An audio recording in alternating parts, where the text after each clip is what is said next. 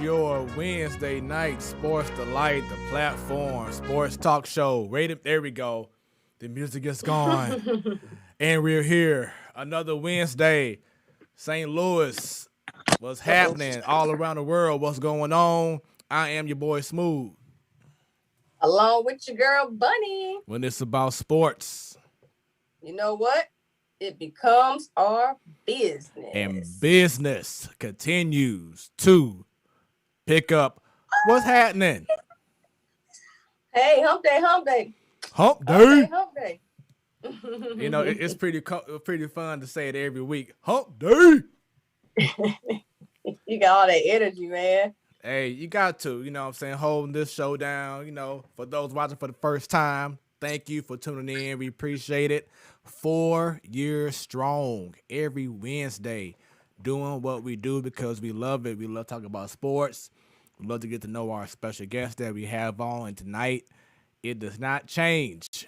This man has a story to tell, and we look forward to bringing him on in the next hour. And we have a whole lot to discuss before we bring him on, Bunny. So I look forward to it. But other than that, what else been going on in your world? Hey, I'm trying to get ready for the wonderful wide world of playoffs, baby. Between the St. Louis Blues, the NBA playoffs. Like, hey, let's do this. My Cardinals on the winning streak. Come on, man. It don't get better than this. Let's get it. Hey, I can't wait, man. It's definitely exciting times, man. And like you said, NHL playoffs on the way, NBA playoffs on the way. Like you said earlier, Cardinals, they're playing well. Like, okay. A little early, because I ain't gonna never be playing as well this early. Yeah, I'm loving it. Shouts out to hey, look, and guess who's not in the lineup? Who ain't? Mm-hmm. Who you say? Mark, Matt Carpenter not being in the lineup. He coming off the bench. Made a world of a difference. I can't wait till Joe Bo comes on here, baby. Shouts out to Wing Roof on YouTube. Says, yes, sir. Yes, we have a great show right now, everybody. Make sure y'all go ahead and follow, like us on YouTube, on Twitter, on Facebook, on Instagram. Everything is on your screen. Share the post with the people. And I'm not sure if I did this, Bunny, but I'm going to go ahead and say it again. When it's about sports. Yeah, you did, but it still becomes our business. Okay. That's okay. It still becomes our business. I just want to make sure I didn't miss it. I feel like I did say it, but I wasn't sure. I want to make sure I get it right. But, we here. But again, once again, subscribe. That's why. There we go. So once again, like and share. We want to get this man, our special guest tonight, so much love. Give all the flowers that he is due. Cause he told us a little something before the show. I was like, whoa, wait a minute. You ain't getting no love from certain spots. What's happening? But go ahead and share this stream with the peoples. Go on YouTube, subscribe, click on that bell. Because anytime we go live, you and you out there too will be notified. There it is. So like I said, we have a lot to discuss in the world of sports. We're going to start off with everything local, what's going on in the Lou. And before we do that, we got to go ahead and bring in our hockey and baseball expert insider. This is our Joe Knows segment. Joe, what's happening? Hey guys, what's up? Joe Bo's in the building. I can't wait. Yes. All things baseball and hockey. Yes, honey. So, yep. So for those watching, like, okay, wait a minute. Why she got all this Houston stuff going on in the backdrop? So people, she loves the Cardinals, okay? She is a diehard Cardinal fan, but she also has love for the Houston Astros. So, we have accepted, and, we'll mess with her, about the Astros, the whole nine, but she's a champ. You got to say the cheating Astros. You got to put the cheating part in front of it. Don't leave it off. But she's a champ. She's a champ. She would definitely hold things down and represent for both teams. So it's all love. And Miss Williams says, hi, Fred. Hi, Bunny. Hi, Joe. Hi, Miss Williams. There we go. Joe, how are things going in your neck of the woods? Things are going good. Mia's starting to do some tummy time with lifting her neck up and rolling over, so that's exciting. It's breaking my heart how big she's getting, but sports related. I mean, you can't really complain if you're from St. Louis, you know. I mean, like Blues, they're still not playing to their potential, I don't think. But hey, they made it to the playoffs, like Bernie Miklasz always says. You know, just get in the tournament, see what happens, and then there you go. Cardinals. I mean, there's not too much you can really complain about right now. So it almost seems too good to be true. But let's see what happens. But you know why? What I just said a few minutes ago. Who's not on the everyday lineup? Your boy Matt Carpenter. And I never said he was supposed to be in the everyday lineup.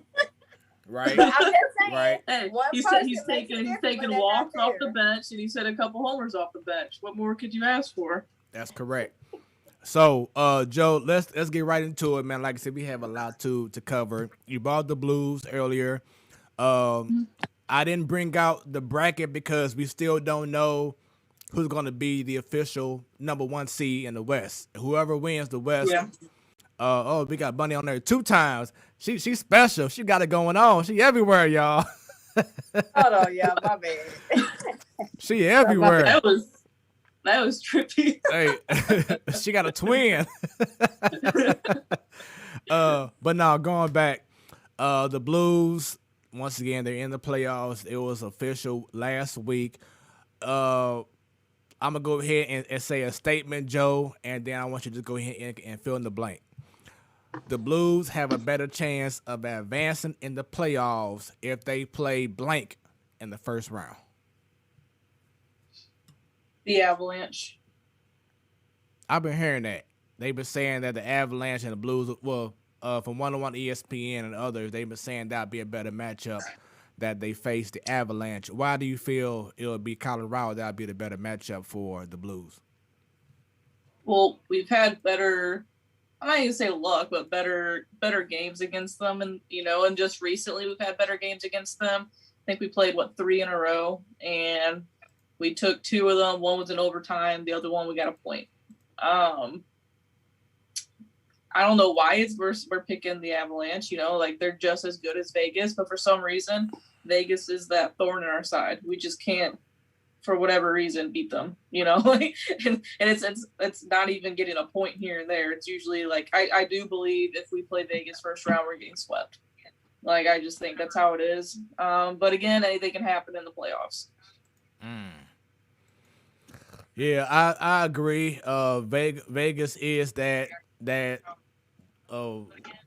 what's the word I'm trying to think of right now? They just so dynamic. Having Pietrangelo. If if he faces us in the first round, of course it's gonna be hella personal because he don't want to go out against his old team. So and then you got Ryan Reeves as well, but that team is loaded. But I do feel that Colorado, and based off the season series, that will be a good matchup. And then, with hockey, anything can happen when you get in the playoffs. And a team like Minnesota, who will be facing, I believe, if I'm correct, will be facing Vegas if Vegas gets the 2 seed. That wouldn't be a pushover.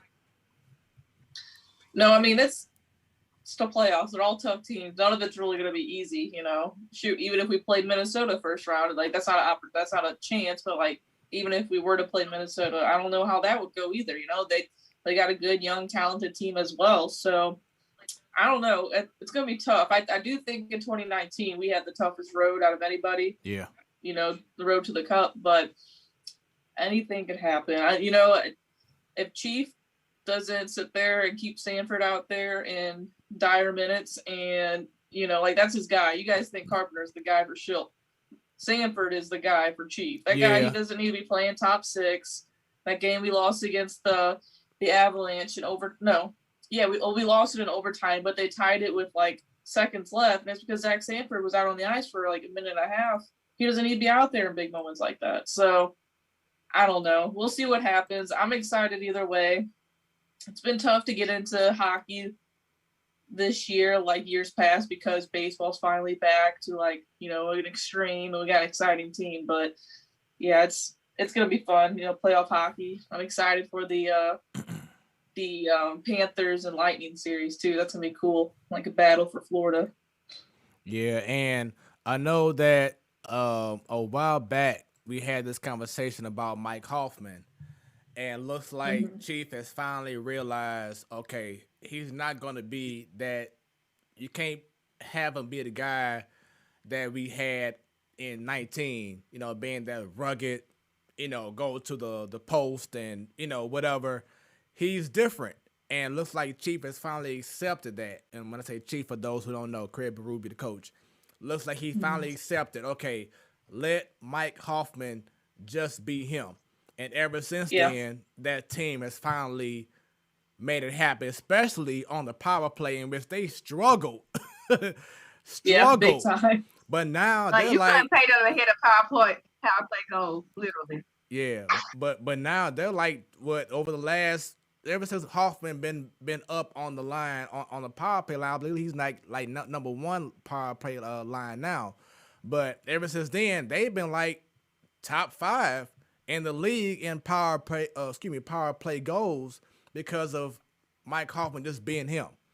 Hey, he's got a big one one-timer. Shoot it. Exactly. Yeah, that's what they like. Exactly. And when I think about power play, I think about the times of the Blackhawks when they had, Taze and what's the other guy name? Kane. Yeah, Kane. I'm like, man, them guys, they were fast. They were some snipers. They just get it and shoot it.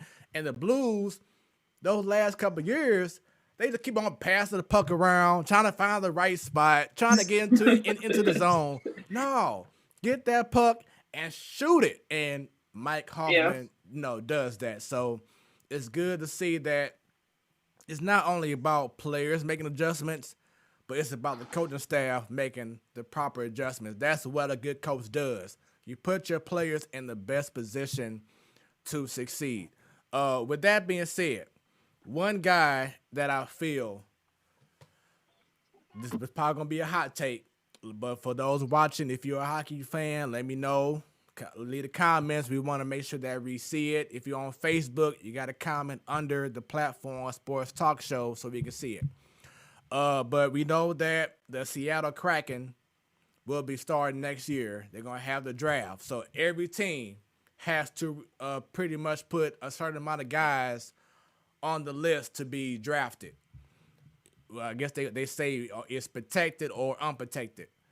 One of them guys that I feel is going to end up being on that unprotected list is going to be... I have a feeling I know who you're going to say, but continue. Go ahead and say it for me. Are you going to say Tank? Yep. and the reason why is because we've seen over these last 2-3 years now that a lot of injuries going on. Then when he's playing, he's not as productive. I just feel like his time is coming to an end as being that guy for the Blues. With the Ryan O'Reilly's coming in, the Kyrie's coming up. They may, now that Hoffman finally is happy with his role, maybe he resigns. Robert Thomas, etc. Looks like Vladimir's time could be coming to an end, and they may leave him out there to get exposed for the draft. Not saying he may get taken because he is older and the injuries are piling up, so I'm not so sure if Seattle want to take that route. But do you see where I'm coming from in regards to him being unprotected? Yeah, I could see it. I think I've seen some stuff on Twitter as well. It'd be tough to see him go, like you said. I mean, he's had injuries. I think hoisting that cup all summer of 2019 really messed with his shoulder, because that's what he's always having problems with, is his shoulder.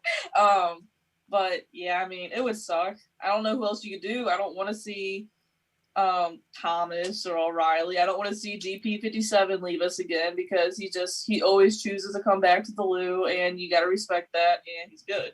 So I don't know who else you could. I think you have to have 2 unprotected. I can't remember how it goes, but yeah, I mean, I don't think it's really a hot take. I think a lot of people are saying it, and they could definitely see it happening. But if he's unprotected, there's no love lost, right? The Blues organization will wish him well, but if he got picked up the contract is not going to be something where they're going to, be missing out, losing money on. They're not going to need him if he does stay. I mean, it's like, I think it'd be a win-win. If he doesn't get picked up, great. If he does get picked up, great. Honestly. Yeah, I mean, I don't know. Like you say, he's up there in age with all those injuries. He's not going to cost a lot of money anymore because nobody's going to pay him for what he's going to ask because he's getting injured too much.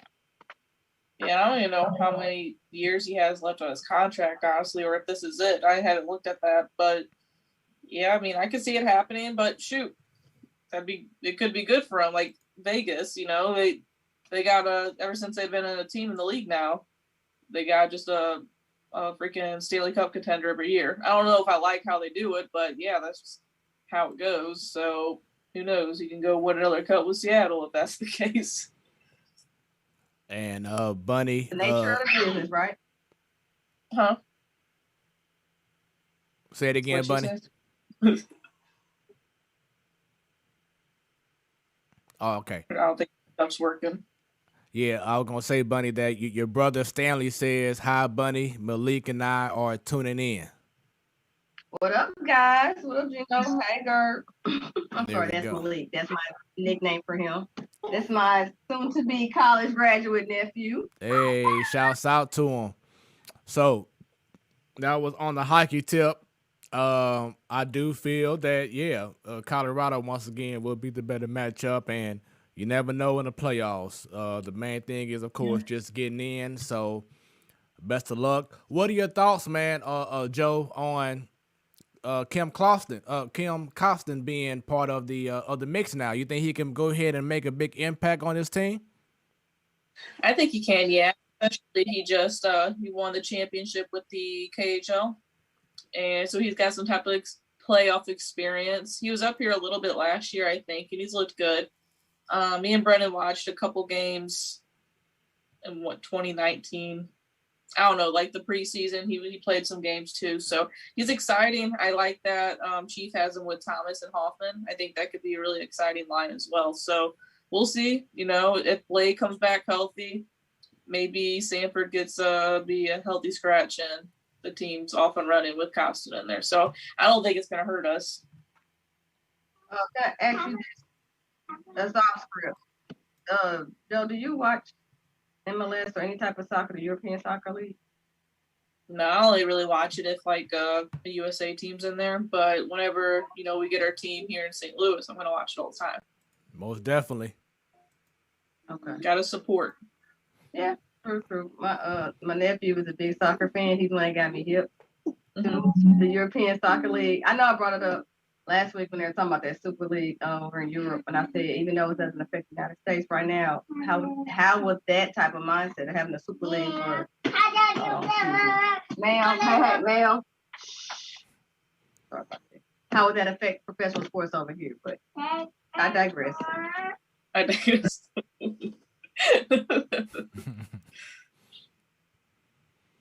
So let's go ahead and talk about baseball once again. The Cardinals are looking very good. I'm going to go ahead and get the standings on the screen right now so y'all can see.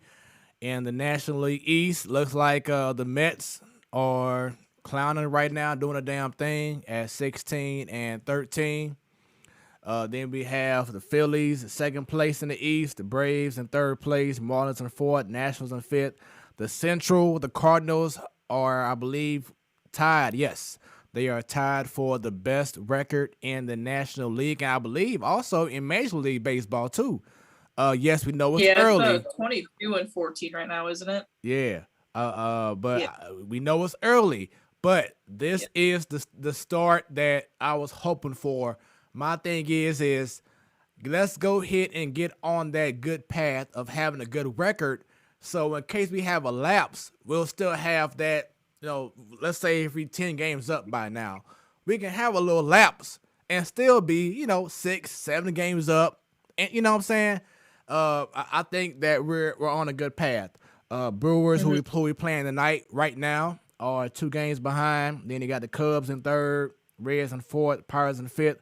Then the West, surprisingly, I don't know if anyone's seen this happening. I know, once again, it's early. But the Giants are in first place. Then the Padres, in which Fernando Tatis Jr., he's out with COVID. I think Eric Hosmer may have contracted it. Will Myers. So when we go to San Diego in 2 days, we're gonna have a different Padres team, which would benefit us. But I know as baseball fans, it sucks because I do want to face, Tatis and everybody else. We want to face them full strength to really see how we measure against teams that people are saying are going to be that deal. The Dodgers are in third place right now. D-backs are in fourth, and as you see, the Rockies are in fifth. Joe, your thoughts on the standings in the National League so far?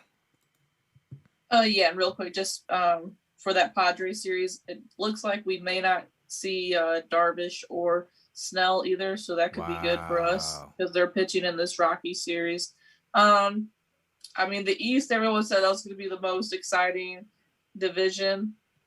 It could still be exciting because everyone's like mediocre right now, so we'll see what happens. They got a lot of talent there. The Giants, to me, they're the shocking one, like we were talking about before I came on. I don't get it. they have good pitching, but then a couple of their pitchers just went on. I don't get it. Just went on the IL. Yeah, I mean, it's a head scratcher, but I mean, they still got Longoria and Belt and wait a minute, Crawford. I forgot all about Longoria. Wow. Yeah, Posey's like Yachty and drinking from the fountain of youth or something because he's been hitting the ball real well, and they got Yaz. So, I mean, they got good guys on their team. It's just weird how it adds up. But, I mean, hey, I don't like the Dodgers. So, they want to – I wonder why. So, I mean, let's see what happens. Dodgers, I still think they're going to turn it around. But, yeah. And that ain't the reason why I don't like them. I never liked them. All right. But and then Miss Williams says she got hooked on soccer after after I happened on an EU game one Saturday. Looking forward to STL having a team. Here we go. All right. So now, in regards to the American League, we have the Red Sox doing the damn thing under Alex Cora. He's back. They 3 games up over the Yankees. Then you have the Rays, Blue Jays, and the Orioles in the Central. And I'm going to talk about this after we get done with the Cardinals section of this topic in regards to baseball. But the White Sox are number 1. The Indians right behind them, number 2. Royals, number 3. Twins, and then Tigers. Then in the West, the Oakland A's, which could be the Las Vegas A's or the Kentucky A's or the San Antonio A's or the San Jose A's. Or the New Orleans A's. Nashville, who knows? Who knows? And then right behind them, 2.5 games behind, the Astros and the Mariners. Number 4, the Rangers. And then number 5, the Angels. So any thoughts in regards to the American League? Let's see. So looking at it, Angels, I wish they'd do better. Mike Trout deserves better. We'll see what happens. Man, we didn't really get to talk about Albert on the show, so we could talk about that too. Oh yeah, we're going to. Yeah, we're going to. The White Sox, which you can also go back to the Albert thing, is like they lost Eloy and they lost Luis Robert, but they don't have room for Albert Pujols. I don't know. They don't. Or even Yasiel Puig. Yasiel Puig went to a Mexican league. You're telling me right now Yasiel Puig's emotion and energy and personality doesn't fit perfectly with that team? I don't know. So I don't know. I'm shocked by that. So in regards to the White Sox, I'm glad you brought that up. Because last week there was a lot of hoopla about Tony La Russa. They were saying how, and he admitted, which I respect. He admitted he didn't know the rules in regards to extra innings, and you could put a certain guy on second base. I didn't know that part. The whole 9. My thing is, okay, people have been mad that he got the job because pretty much of Jerry Reinsdorf. We got that. But why are y'all so mad at this guy? And your team is in first place without having Luis, what's his name? Luis Robert. Yeah, Robert. And right. Your team is in first place. They just beat recently a team that was in the first place, and we had this discussion on Twitter about the Royals before they faced the White Sox and other foes in the in the AL Central. They were riding high, looking good, but ever since then they had like a 6-game losing streak. But the White Sox are in first place, and people are still mad at what La Russa is doing. And for what I'm understanding from sources is that he's trying to buck the trend of saying that a pitcher should, get out the game after 6 innings, because he has 85 pitches. No, he wants to see if his guy can go 110 pitches. He wants to change that narrative of what's been going on recently in baseball, where you're trying to preserve these arms. But at the same token, the team is winning. You're in first place. Let the man show why he is the guy, why he is one of the GOATs in regards to baseball and coaching. Let the man just do him. Yeah, I don't know. I get people they don't like the old school way, but all right, Terry Francona, he sent Shane Bieber out for the 7th yesterday with 110 pitches. If you got a guy out there that can give you innings and give your bullpen rest, then why not do it? And the White Sox got those guys. They got Keuchel, they got Carlos Rodon, they got Lance Lynn, they got Dylan C. So why not just let those guys go out there? I don't know why they're complaining about that. And as for them ripping him about the extra innings thing, I don't even know about that. And you can't just rip one guy because there's a full staff in the bench. So it's easy to rip one guy though. Makes everybody feel better, like how I do with Matt Carpenter, Yeah, it's easier to blame one guy. Yeah, I get it. I didn't know Lance Lynn was with the White Sox. Seriously, I didn't know he was still with them. Yeah, I don't know. And there you go. See, managers don't even know the new rules of the game, so it's silly. Like I had to ask Brennan about that last night in case Alex Reyes had a hit in the 11th. Would he have been on second? But no. So I don't know. The rules are so different now. It's only going to get worse. Remember, I told you all last week that with the minor leagues, they're doing different rule changes on different levels. And if they're doing it now, more than likely, it's going to progress to major league level, just, of course, in stages. They don't want to just shove it all down everybody's throat at one time. But, the whole objective is speed up the game and get viewership back up. Yeah. What about, did y'all talk about Pujols? Not yet. I was waiting for Fred to bring up. Not yet. It's coming. Let's go and talk about the Cardinals, though. They're playing great. Just go ahead and give me your thoughts about so far in this season. Your thoughts, Joe, on the Cardinals. I mean, like I said before we came on, there's not really much you can say negatively about it. Like the walks, that was brutal to watch. Like I can't be mad that we split a series with the Mets.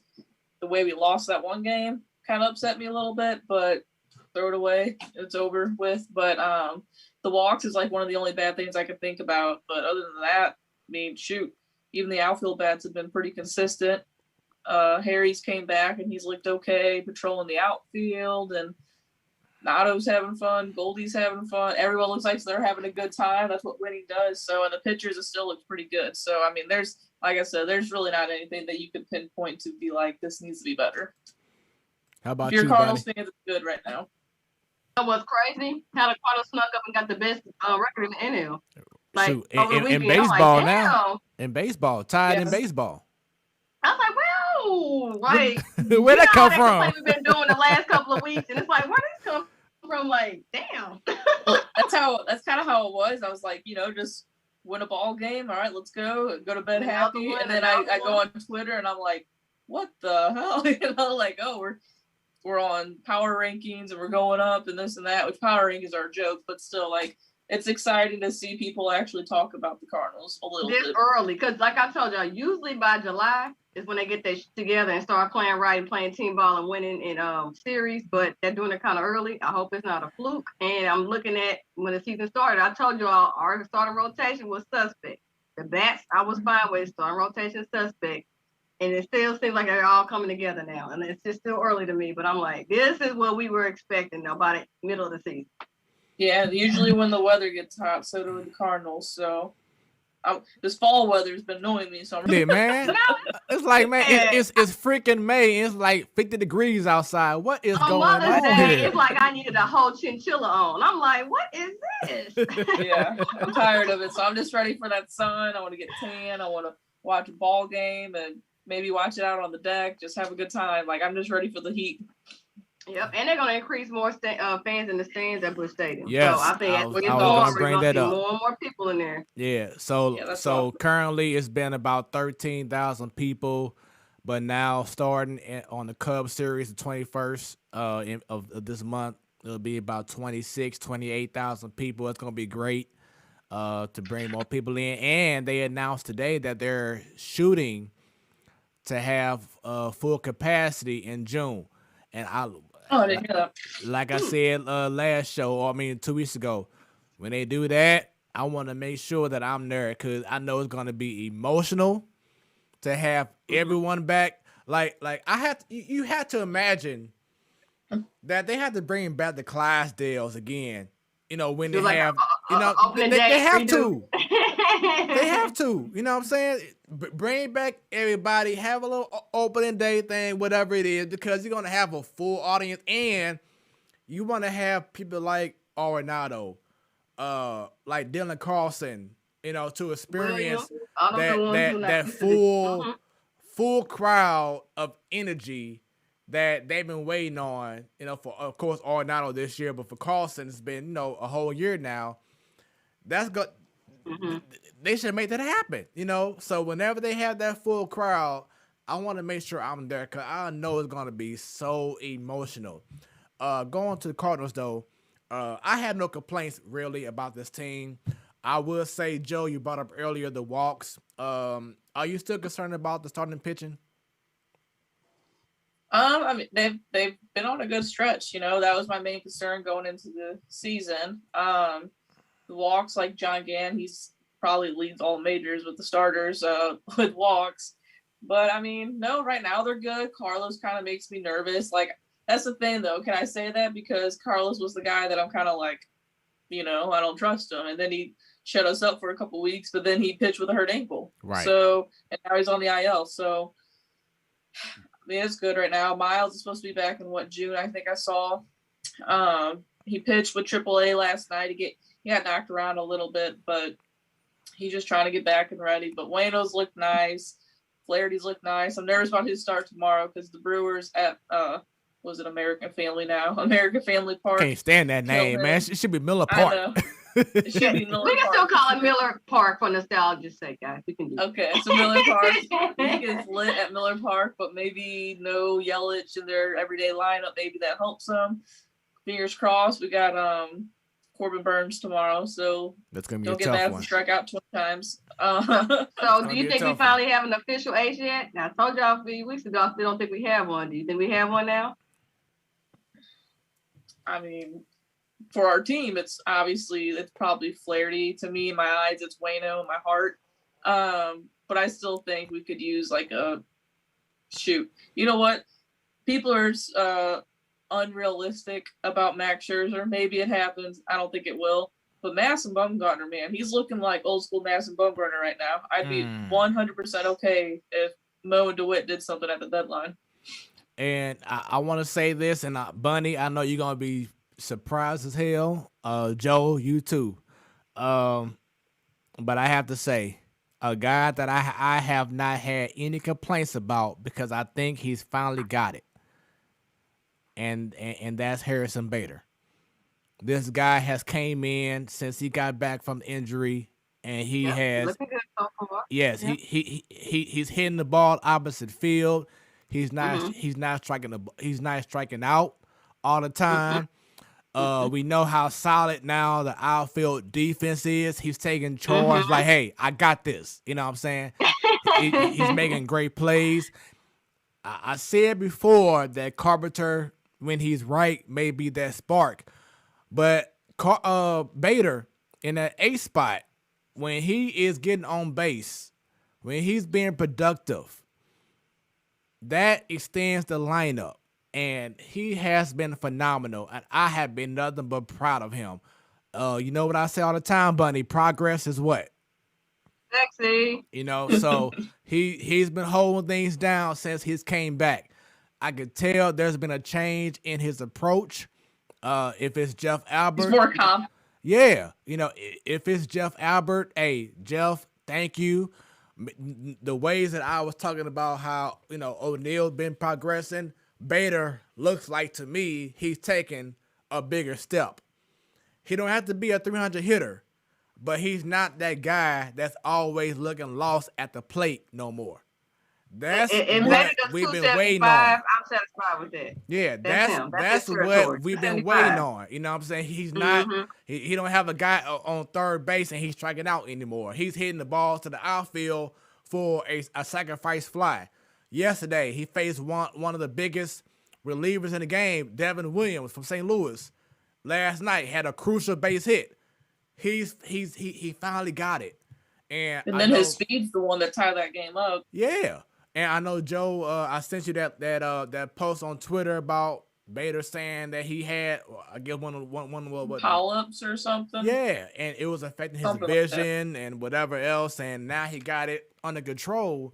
So we're finally seeing the Bader that we've been looking forward to seeing, and he's been nothing but a godsend since he's came back. So I'm definitely proud of him. I have no complaints about the team. Everyone is healthy. Pretty much. So now we're seeing everyone in place, seeing Justin Williams and Carpenter, two left-hand bats off the bench, which leads to this. We all know last Thursday, breaking news, Pujols was released from the Angels. And I've said this before, but I'm going to definitely say it now. The way that was handled by the Angels, there's no way in hell. And people, please comment. Let us know your thoughts about this. But there's no way in hell he should even think about having the Angels or have a MLB logo on his Hall of Fame plaque when it's time. It should be STL all the way. Am I right or am I wrong? I think it's a no-brainer, though, because majority of his and his career stats got pushed because of being with the Cardinals. He won 2 World Series with who? The Cardinals. He got higher on the home run list most of the time because of what the Cardinals, now with the Angels. 11 years with the Cardinals, 10 years with the Angels. He was more productive in 10 years with us. For me, it's a no-brainer. Yeah, no, I mean, I was thinking he was going to be a blank hat, MLB hat, whatever you want to call it. But I don't know, that whole situation was just, pardon my French, shitty. Like, there's no reason for that to have. I'm going to ask you all, what do y'all think they did it so random, especially at the beginning of the season, and they knew in spring training he wasn't going to be productive? Why do they do it now, and why do they do it that way? Do y'all have an idea? I don't know, because, like, even going into that series against the Rays, they were facing Yarbrough. He was, like, 6 for 9 off of him. You guys need to win ball games. Why are you not, you guys want to talk about putting the right people in the lineup in the right spot. Like, why are you not putting someone in there who has success against someone? Right. And I don't, Albert didn't like that. And I don't know, I saw a quote from Joe Madden too. I was liking Joe Madden after he left the Cubs. And then he kind of just made me want to like backhand him. He's like, he's not going to get playing. He's like, he's not going to play anywhere else. So, well, how do you know? So, it was so bad. And then they, then they did a tribute video the next day. Right. Right. And Mike Trout didn't not know the about Cardinal it. way. He knows he need to come home. So we would never do him like that ever. Well, Mike Trout didn't even know about it. He didn't even know until he saw like Albert hugging someone. And then like Mike Trout was like, are you kidding me? If you watch any of Albert's videos with the Angels of him hitting like his 3,000th hit, his 600th home run, the first guy out there is Mike Trout giving him a hug because that's his guy. That's his mentor. That's one of his best friends on the team. And then you just release him. So, a few observations that I want to bring out about Mr. Machine, Mr. Pujols. From what I've seen, of course, we know from St. Louis, he had his best years as a Cardinal, flat out. But something else that I've seen is that he's not that great in decision making. Now, of course, yeah, getting 200 something million, of course, great decision. But the Angels, to me, he never was received the way that he should have been received as he was as a Cardinal. Now, of course, can't no other organization compare to what we bring in regard to showing you love. But to me, it looks like this is gonna be something that's gonna be a stain on him, not in regards to baseball, but just on him, that he chose more money than stand with an organization where you was a god. In St. Louis, I'm okay with him doing that, though. No, you gotta do what's best for you and your family. So And the Cardinals wouldn't have him for a 5-year contract after 2011 and got rid of him after 2 years. Listen, we wouldn't have traded him or got rid of him before a contract expired. Look out for you and your money, because your career, you don't know what's the end on it. And if you had a bigger goal, like to be an A-Rod and save enough money to buy a whole organization, then go get that money to save up to buy your whole yourself a whole another organization. You know, I don't knock it at all. Yeah, no, I'm not like, I was in high school when it happened, so I was like, oh, all sad and stuff, like, screw you, like, no, like, I get it, and I'm happy he did it, because I don't think we're in the playoffs all those years if Albert's still our first baseman. He went downhill, obviously, from his years with us, but I mean, he's still Albert, so, right, and like, I really don't think he would have helped our teams any more than we did, another World Series appearance, multiple CS appearances. I don't think Albert makes or breaks those other teams. Yep, hit the nail on the head. He did the best years and what he could have done for the organization in the 11 years we had him. Mm-hmm. He would still stay with us. Like she said, we probably wouldn't have been to the playoffs. We went the next year in 2012, but we lost. And after that, we didn't make. I mean, I'm just saying it wouldn't have made it or break it if he was on our team still instead of leaving. I'm not mad for him going for the money. I know St. Louis Cardinals, our fan base is passionate. We embrace every player like our own, and we never want them to leave. I get it, but you got to look out for you and your family. And I still think he will go in the Hall of Fame as a Cardinal. He did his best years with us. And then this shows a light, though, how when we used to the Cardinal way and somebody jumps ship, goes to another organization, and you see how they treated him towards the end, they open up the checkbook, but not giving you red carpet treatment, just ditch you to the side. I don't even think the Cardinals would have done him that bad, even if he was not producing. We complain about Matt Carpenter, but he's been just actively pinch hit. We just didn't designate him for assignment, I mean, that maybe that'd be the same situation, but still, our organization not going to do you as dirty as they did him. So the question is, of course, everyone's wondering what's the best route for him to take. And Joe, I'll let you go ahead and start first in regards to what do you think is the best option for Pujols? I mean, he wants to play every day. I don't know where he gets playing time every single day, especially as a first baseman. That's why at first I was like maybe the White Sox, TLR, and then they got Abreu at first, but then now they got this Mercedes guy who's he's hitting too. He's hitting. So can Mercedes play in the outfield a little bit, or I don't know, but I mean, they got the DH. So I've seen some people say the Indians, the Royals, maybe. The Royals kind of make sense to me. Solaire's been playing a lot of outfield instead of DHing. So, I mean, that makes sense to me. You could say us, but I mean, he's going to be a right-handed Matt Carpenter, honestly. He wants to get a 700th home run. That's what he wants to do. You can't blame the guy for wanting to add on to his records, So I hope he gets signed by someone. Shoot, Astros could do it. That dude freaking kills the Astros at Minute Maid Park, but they don't have anywhere for him to go. So yeah, I don't know. It's gonna be tough. It's gonna be tough to see him not play with someone. I hope he gets signed or picked up by someone. Bunny, how about you? Injuries are happening. He needs to be with AL team to be a DH person, because we know defensively he'll be a liability. And like I said, first baseman, that spot is full, even on the horrible teams. So give it time. Maybe by the summer, somebody have a spot for him, DH. Now, who's going to eat that $25 million? This is last year, that contract. Who eats that up? The Angels? Yeah, the Angels are. I think the Angels are. And as for, I think tomorrow is the 7-day period of before he's like released. So you have to wait until actual 7 days before anyone can make a move. So I don't think we'll hear anything tomorrow. Like we won't wake up and be like, oh, Albert signed with so-and-so, but I don't know, maybe the weekend, maybe next week. I don't know. Well, I'm saying I don't know a lot because I really don't know. Like, it's a sticky situation, honestly. So I know what happened. Remember when Ichiro Suzuki did his last year? He knew the Mariners were going to be sucky, but he'd rather end it with the same organization and end it at the end of the year, not wait for them to cut him, basically. No, he played one game I know with them. Albert trying to get that home run. It's a pride thing too, though. No, but Ichiro played one game with them. I think when Seattle 2 years ago, they played a game in Japan, and Ichiro, which was awesome. Yeah, Ichiro came back for that one game and played, and then he was done.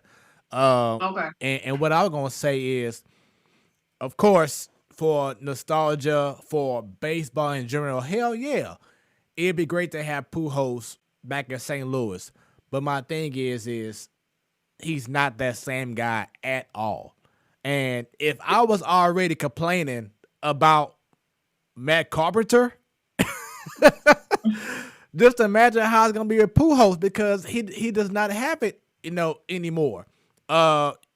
If he gets a base hit, he can't run. Like, it hurts to see him run.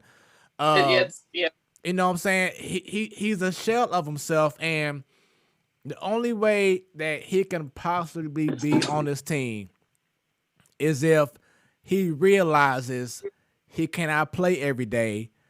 He can be a good ear to listen to, you know what I'm saying, in regards to, tips. And let's say if you a guy like O'Neal and Bader and, them other young guys on the team, they can learn from him.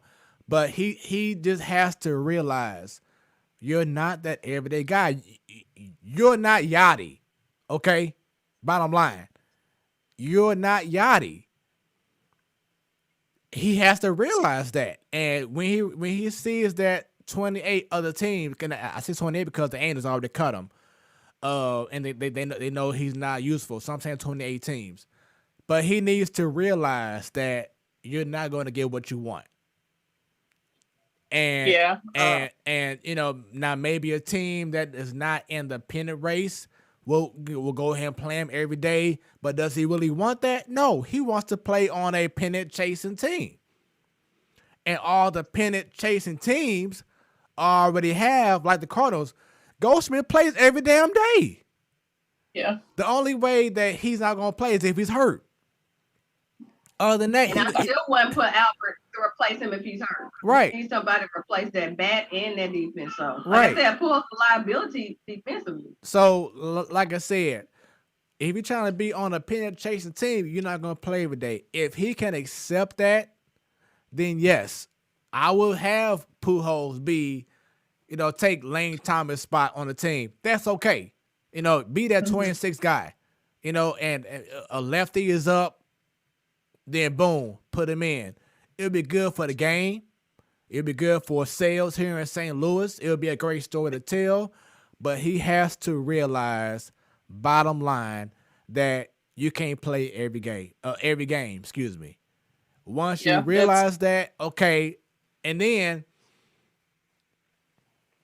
I can see this happening around August, trade deadline, whatever, they get to open the rosters. I can see him being on the Cardinals by that time.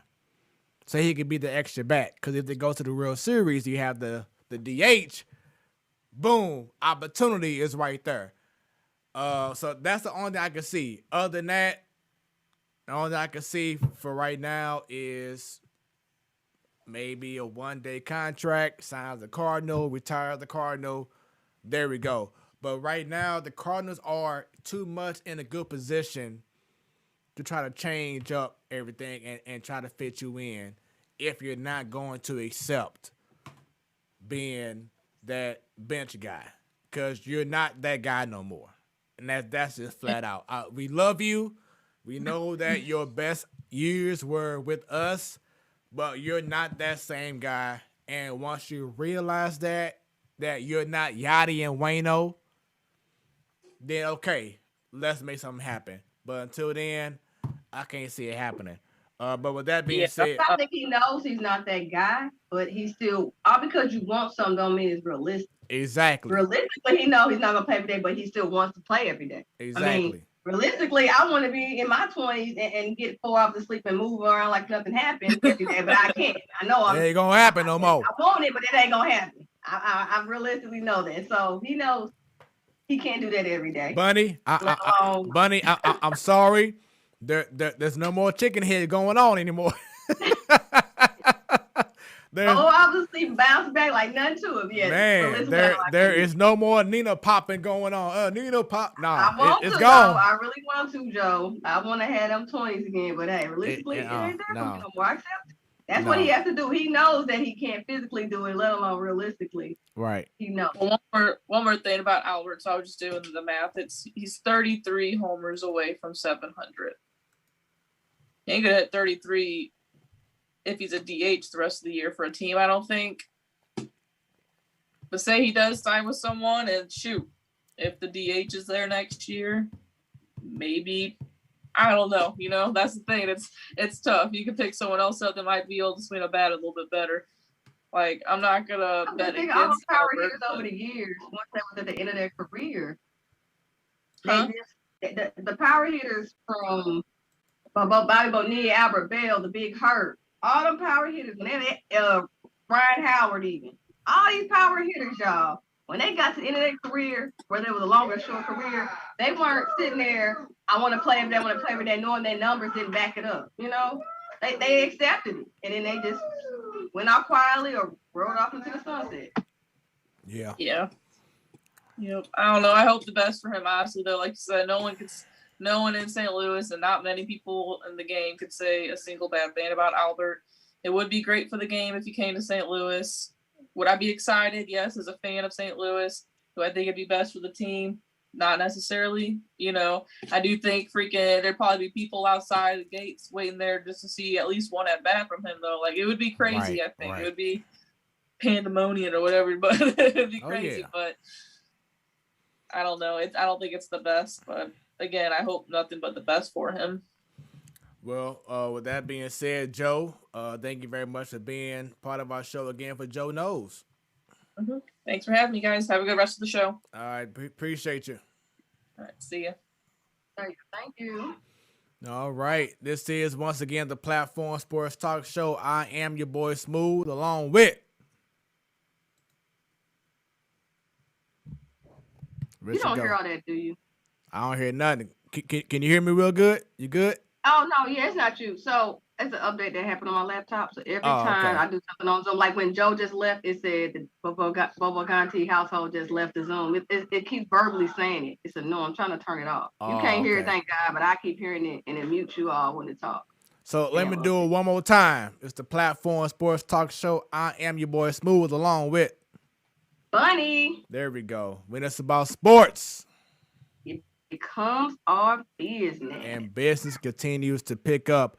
Speaking of picking up, football season. They just had a schedule release. And I want to go ahead and show the people week 1 of the NFL schedule. As you see, the very first game of the season, we're going to have on NBC. Normally it's Sunday Night Football, but it'll be on Thursday. The Cowboys will face the defending champions, the Bucks. But then if you look on Sunday Night Football, the Bears will face the Rams. And, of course, more than likely, every football stadium will have 100% capacity. So they want to make sure that they, showcase the new what you call it, toy out in LA for their second year, but now they'll have fans at SoFi Stadium for the Rams. So the Bears and the Rams. And then Monday Night Football, we have the Baltimore Ravens and the Raiders. And something that I saw yesterday about the Raiders Twitter account, or just in general, is that the Raiders are going to add on the end zones a club suite is gonna have 2 DJs and have like dope lounge seating like you in a club, right on the end zone. Bunny, we gotta What's wrong go. with we gotta go to to Las Vegas and check out the game because hopefully I get chosen to to be a DJ and do my thing. But it's gonna be a party out there in Vegas.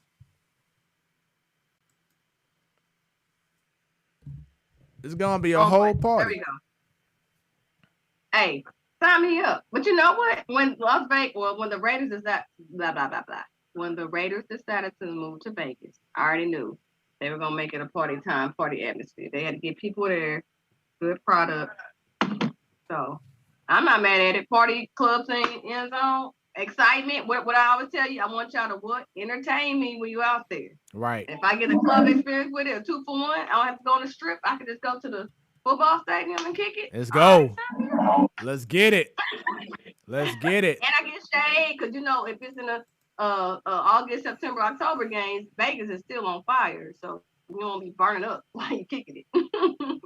All right. So, like I said, NFL season week 1, the schedule has been put out, so definitely go online, check it out. Look forward to it. Once again, we should be seeing every team having full capacity. The Chiefs already have announced that they're going to have 100% capacity at their stadium, so I look forward to it. Shouts out to Mimi Love, man. I ain't seen her on Facebook watching our show in a long time. She agrees in regards to Pujols having the STL. Then she was saying absolutely that he should be having the STL cap on. Then she says over loyalty. She that he chose money over loyalty. Cause like I said, he was a guy. Like I said, we know $200-something million. How can you turn that down? So we understand that, but that's his life. But it's unfortunate that the Angels. I know you always talk about loyalty though, but these organizations, they're not loyal to these players either. Even if you've been with them 10 or 20 years. Yeah. So they don't give the same way because they see nobody else coming just as good, and they'll pay them. They'll boot you out. And I've always said that the Cardinals should have made sure that Pujols was the most paid player on the team and gave him that extension before they signed or gave an extension to Matt Holliday. Pujols should have been taken care of first before anybody else, and that's where they messed up at. But hey, it's in the past now. Let's go here before we bring in our special guest. Let's go ahead and talk about the NBA real quick. I know you was talking about the playoff picture and the seedings and the play-in game. Let's get more in depth with it because right now this is as of this morning. So of course they're playing games now. Things may change later on. It is what it is. Keep blinking your eyes and they change again. Yeah. So this is via Bleacher Report. So as you see right now, number 1 seed in the East, the 76ers. Number 2, Brooklyn. Number 3, the Bucks. Number 4, the Hawks. Number 5, the Heat. Number 6, the Knicks. Now, for those who are wondering what the hell is going on with this 7, 8, 9, 10 seeding, let me go ahead and break it down to you so you know what's going on. So, you have the 7 and 8 seed playing each other, along with the 9 and the 10th seed. The winner of the 7 and 8 seed automatically goes right into facing the number 2 seed, while the 8 seed of the loser from the 7 and 8 seed will face the winner of the 9th and 10th seed game. So the winner of the 9th and 10th and 10th seed versus the loser of the 8th seed, whoever wins that game will be the official number 8 seed and will face the number 1 seed in the NBA playoffs on both conference. I hope y'all catch that. So the 7 and 8 seed, if the 7 seed win, they in. They only play 1 game. But if the 8 seed loses, they have to play another game and play the winner of the 9th and 10th seed. And the winner of that game will go on and face the number 1 seed. So I like it. Looks like last week LeBron James wasn't a huge fan of it. But I think y'all said this earlier last week on Lay's Night, which was a great show, but by the way, Bunny. But a lot of people were saying, well, LeBron was saying that, it's not right. I don't like it. But he would have a different course of action or a different mindset if the Lakers was like a number 1, number 2 seed. Then he wouldn't be saying anything at all. You're correct. And on top of that, it's because who they may be able to be facing now. Think about everybody said at the beginning of the season, the Warriors without play weren't going to make the playoffs. And I said they may have a chance, but now it's looking like the Lakers, the Warriors, the Trailblazers, if not the Trailblazers, somebody else, the Grizzlies, they're going to be in the playing in these playing games. Yeah, and LeBron got a good chance of losing. Yeah, Portland right now is number 5. He's still going through injury.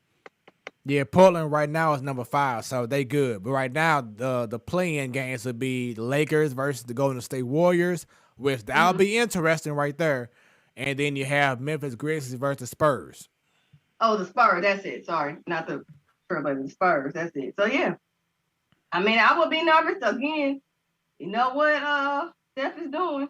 I mean, he only one person, but he does a lot compared to what the Lakers backcourt can do. And Schroeder been trying to keep up what he can, but with him and Anthony Davis, those two cannot push them far in the playoffs. They need LeBron. And LeBron, again, battling this injury on and off. They're going to rest him one more game.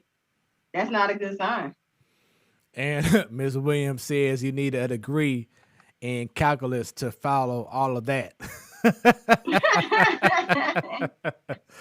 Yeah, I know, but once they get past the playing game, this is all gonna make sense. Like, oh, okay. Yeah. I like it though. I mean, like I said, it gives you the chance to see some good players who normally wouldn't make it if you just did the 1 through 8 seeding, i.e., the Warriors having Steph and Draymond still get a chance to play because they're exciting to see. And on the East, that's another scoring because Boston is in the same situation the Lakers are in. Boston should have been between a 1 and 3 seed, and they're barely hanging on. They're gonna have to do a playing game, and they lost Brown for the season, Jaylen Brown. So it's like, y'all in some deep. Right. Yeah, I mean, not making past the playing game, So, and what's his name? From the Heat, he's injured. He's going the rest of the year. Victor Oladipo. Oladipo, yeah. Yep. So he's out for the rest of the year, unfortunately. That's gonna mess up the Heat's chance because I saw them going forward actually in the Eastern Conference. Really did. Yeah. Shouts out to Russell Westbrook. He is now the king officially of triple doubles. So it's a huge feat. Shouts out to him. Not sure how that's going to translate into the Wizards and their success trying to go into the playoffs. I believe right now they're the 10th seed, but they're making a run. Plan. But once again, when you think about triple doubles, you officially have to think about Russell Westbrook. That's his thing. So that's his thing. But I thought you were gonna say think about him getting MVP. No, they still talk about Steph. That ain't gonna happen. CP3 and Russ are the main 3 in the runner right now. Oh no, and Jokic. You gotta add Jokic in there with the Nuggets. True. But again, it's still a tough call. Yep. Everybody's doing their own thing, and I was talking about this last week. What considers you're getting of MVP if your team doesn't get into the playoffs, or if they got in and out right away? Do you still because they do the voting at the end of the regular season, right? But you already know by the time they start voting who is going into the playoffs. Right. All those players are on teams that should be getting to the playoffs. The Wizards may be an asterisk, we'll see, but the Suns will get in. The Warriors are gonna get in with the play-in. So. Also, shouts out to J. Cole, the rapper. Y'all like, wait a minute, ain't this a sports talk show? Yes, it is. J. Cole will be participating in the African Basketball League, playing games in Africa. He will be part of one of those teams out there. And, we saw him doing NBA All-Star break 2 years ago. We know that he's a hooper. So he's going to be putting his skills out there to the test and playing in the basketball league out there in Africa, a professional basketball league, should I say. I'm happy for him. Yeah, so do your thing, man. Hope everything works out for you. Also, this weekend is the Hall of Fame ceremony. So, of course, it's being headlined by the late great, and it still feels weird to me to say that Kobe Bryant is gone. You know what I'm saying? It still feels weird to say that he's gone, but he'll be highlighted along with Tim Duncan, Kevin Garnett, and others. It was announced today that his wife Vanessa Bryant should be saying a few words, but then the GOAT Michael Jordan will be saying a speech in regards to Kobe Bryant, introducing him to the Hall of Fame, the whole nine. I look forward to seeing his speech.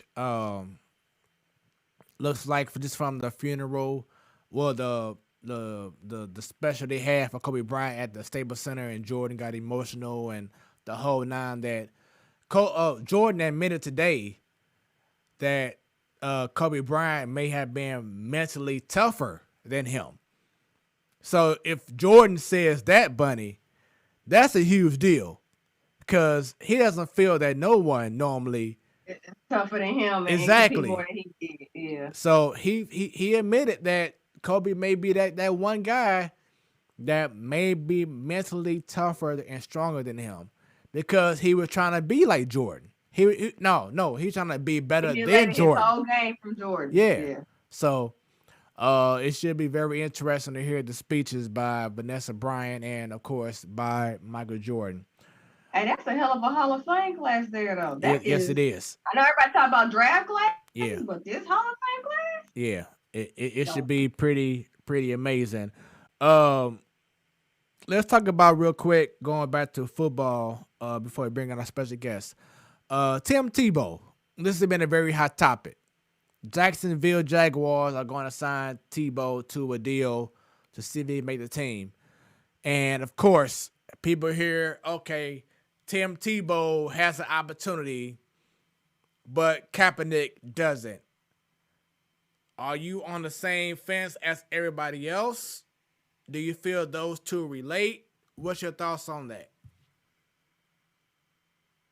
I'm not on the fence. I already know my position on this. I don't need to have to compare it to Kaepernick. Any black player that has been gone, not 2 years, not 4, 6 years out the game and get another opportunity. And as I was telling my brother at the icing on the cake, I said, if he makes it past training camp, I'm really done. Because I compared this to when Marshawn Lynch left the game, when he left with the Seahawks. He was gone for, 2 years, and then he resigned with the Raiders? Right. 2 years. And 2 years could be a long time, but he's a running back, so, some knees take a beating. But them 2 years didn't do him too bad. He was able to get another chance and was still okay, right? And that's still rare. No way, no how. I don't care who you are. I'm sorry. They can say it straight because Urban Meyer and him had the relationship. That was his college football coach.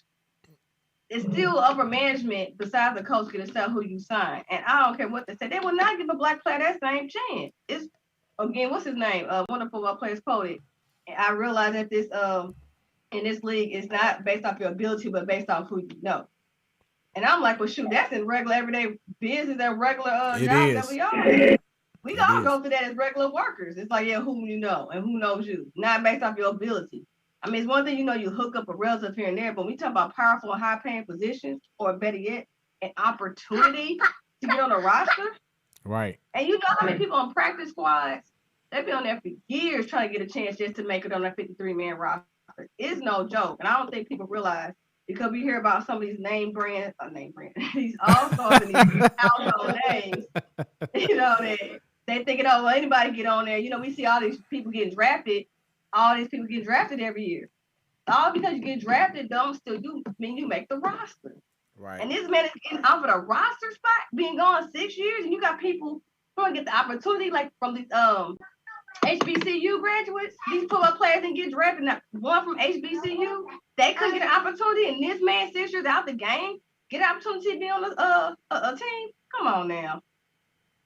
You can't tell me it's not race. I don't care what you say. That's why I say I'm not on the fence. I already know. Because it's never happened for a black player. Yeah, I feel you.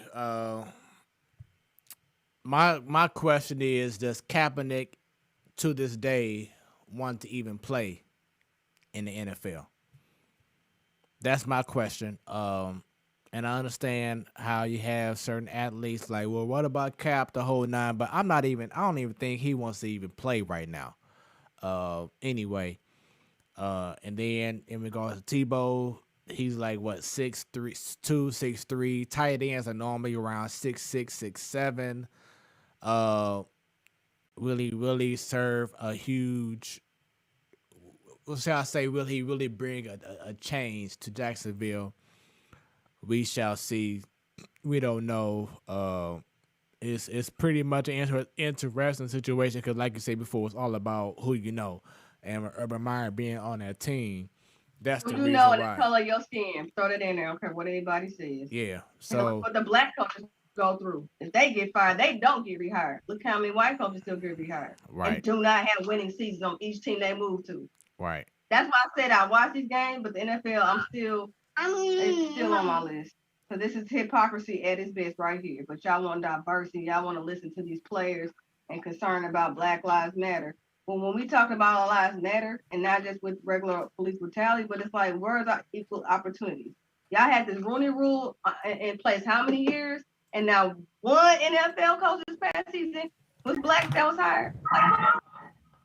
I said, this is stuff I know people thinking, oh, well, y'all's making about race. Well, tell the people who are in the hiring positions and the powers that be to stop making it about race.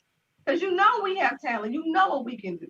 And I know we will not get the opportunity to be out of the league 6 years and like, yeah, come on, I'm going to get you a roster spot. Deion Sanders couldn't pull that off when he was in his prime time and decided to be gone for 6 years. They weren't given that opportunity. You know how much attention he draws and what he was able to do. So come on now. All right. So with that being said, it is that time. For those watching for the first time, we appreciate you. Thank you very much for tuning in to the Platform Sports Talk Show. Our special guest, this man here, and he can take it. He can take it to the bank. First time ever, Illinois State basketball player winning 4 championships, y'all. He can claim that. He can say, "Can no one else be like me?" He also is a coach.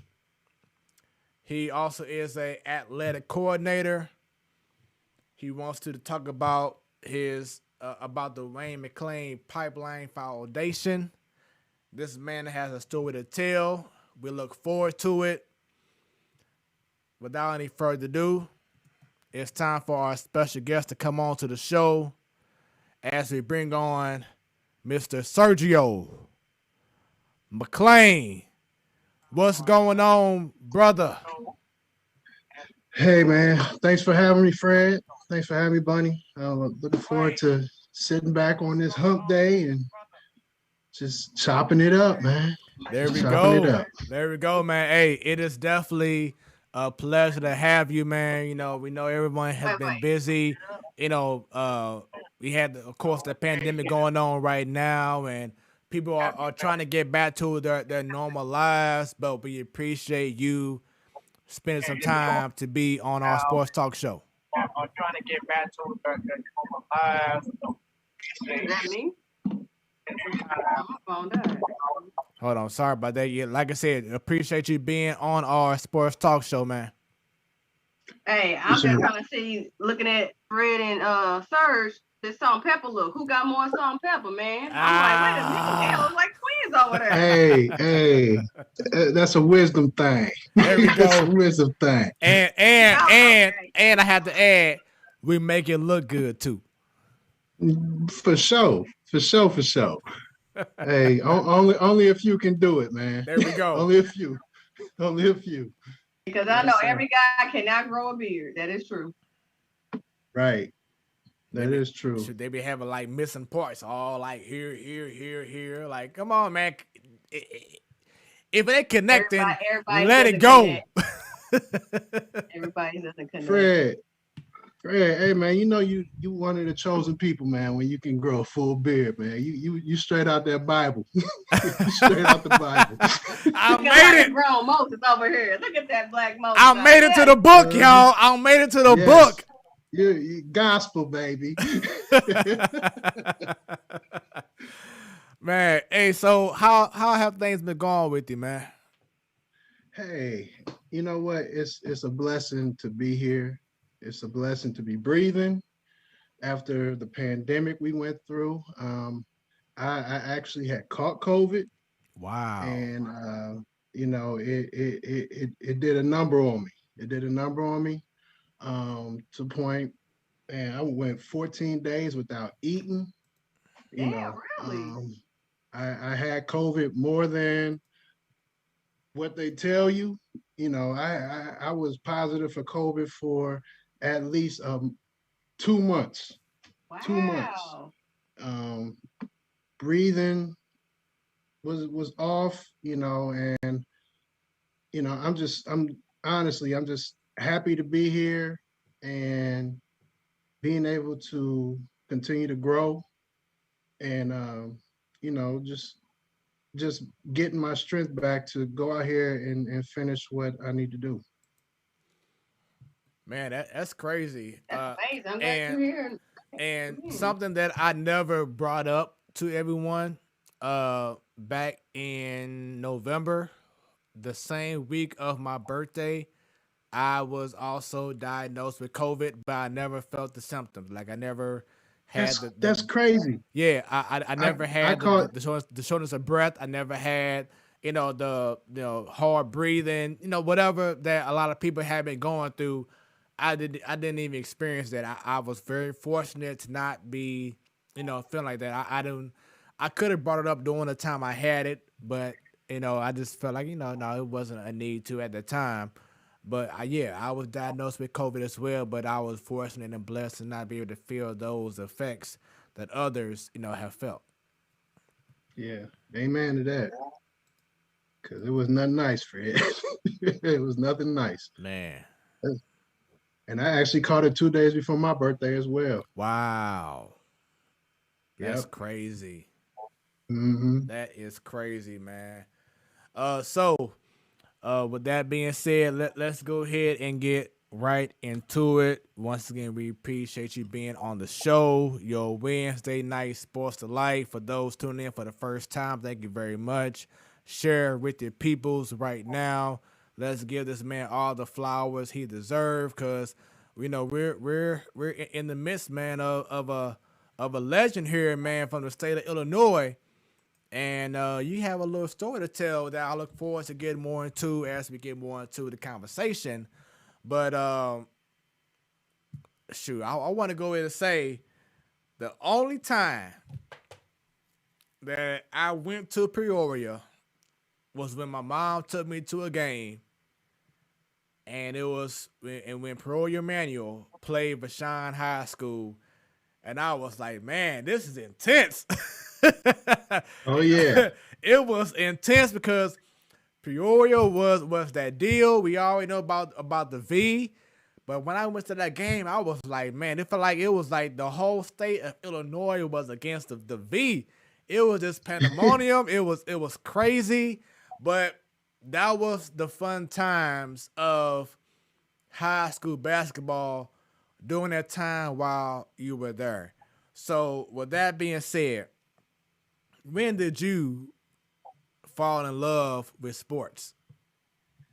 I started falling in love with basketball probably when I was about 5 years old. 5 years old, I was at Webster School in their after school program, or their Head Start program. My mom was the coordinator over there at the time, and they had one of those baskets with the 4 bars. You have the rim right here, and you have the 4 bars, and then you have the circle at the bottom. And I was just shooting, and I was hitting, and that's how it started. And I never forget one of the teachers like, "Oh, you're gonna be just like your daddy." And at the time, I didn't know the history of my father in Peoria as a point guard. So, that's where I developed a love for it. And after that, it was always playing on the south side of Peoria, around the Warner Homes area and Roosevelt and Proctor Center area. My uncle, he was he was the instructor for the after school basketball programs at Proctor at the time. So I would come there. His name, my Uncle Jerry. I would go there, and I would always play older kids.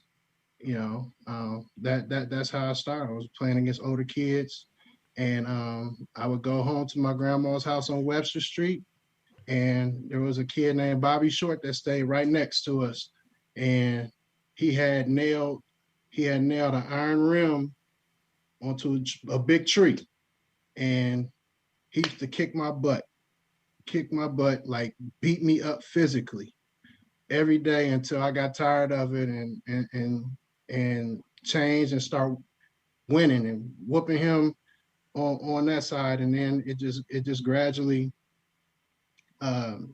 it just I morphed. My dad pushed me. Like, I mean, I was 7 or 8 years old jogging miles. It was watching Rocky movies and different things like that as far as motivation of my dad pushing me, and not only did he push me, he also led, because he was doing it as well. So when you have somebody that's not just telling you, but they're doing it as well, it's a different level of respect. So outside of basketball, was there any other sports that you were intrigued by? I played football. I quit because I was breaking people's legs. Uh-oh. Yeah. Not breaking legs. Not literally. You serious? Yes, I literally broke two people's legs, and I was like, you know what, I'm done. In the same year, and probably like 4 weeks apart. So after that, I was done with it. They tried to get me to play it in high school, and my dad gave me an ultimatum. If you play football, you got to come in here and work out with me every day afterwards. And for those that don't know how Wayne McClain's workouts are, I was not trying to go to football practice and do that as well. His workouts was good enough. So I didn't play football in high school. Baseball, I was a baseball player. I played at Russell Field under Coach Stonebach. I played baseball probably from my 4th grade year up to my sophomore year in high school, before I just really focused on basketball. That's what's up, man. And what was your position in football and then in baseball? I was a defensive end in football and a running back. And in baseball, man, I played catcher, I played first base, I played shortstop, and I played right field, and I pitched. Well, dang, what position didn't you play in baseball? Should you was the whole team? Hey, it's just, like I said, it's just a blessing. A lot of kids during that time period in Peoria were straight athletes. Like, some of my peers, Brandon Hughes and Cortland Tubbs, they play all 3 sports, and we're all state in all 3 sports. And I mean, we played baseball together, at Russell Field, and then we would go play football, and basketball. So, they stuck with it in high school, and they were the all conference player of the years in different sports. From Brandon Hughes was all conference in basketball, and Cortland Tubbs was all conference in football and baseball at Peoria Manual. So these were childhood friends that we played all sports coming up. All right. Well, so baseball, football, so you quit, of course, basketball. Anything else? Anything like a soccer maybe, or a little bit of a volleyball or something? I did actually play soccer, but it was street soccer. We played in a lot. all the time. I had two friends, Kamal and Ajane. Their dad was Osei, and they put me on the camera room, and they put me on to Maradona and Pele, and I would go over there every day after school, and that would be the first thing I would do. Would I would play soccer with them, and we would play for about 45 minutes to an hour, and that was rare to see Black kids playing soccer. I know. That's why you said free soccer. I'm like, what? I've never heard that one. Right. So I got down on that, and it was so invigorating when I became athletic coordinator for St. Louis Public Schools. One of my assignments was, grade school soccer. And I was amazed how many African-American kids play soccer in St. Louis and get down. They get down. Yes, they get down. And I was looking at it and was trying to figure out how could we make it better for them? How can we recruit more soccer players that have finished playing college soccer or high school soccer? How can we develop a program for St. Louis Public Schools for them to have a year-round soccer program for those kids to keep on evolving in that sport? But play some soccer. I had a great childhood. I stayed on the south side of Peoria. All my friends, we always was outside playing something. And always seeing something where we weren't supposed to be seeing. Wow. That's just part of growing up. But I appreciated everybody that protected me and protected our family, and just growing up with my childhood friends, and I lost some friends to gang violence. I lost friends in fires when their parents, was working, double shifts. I lost a lot growing up that made me focus and continue to be strong to move forward and try to be successful. I mean, I'm not making this up when I say my goal as a kid every day was to survive and see another Christmas.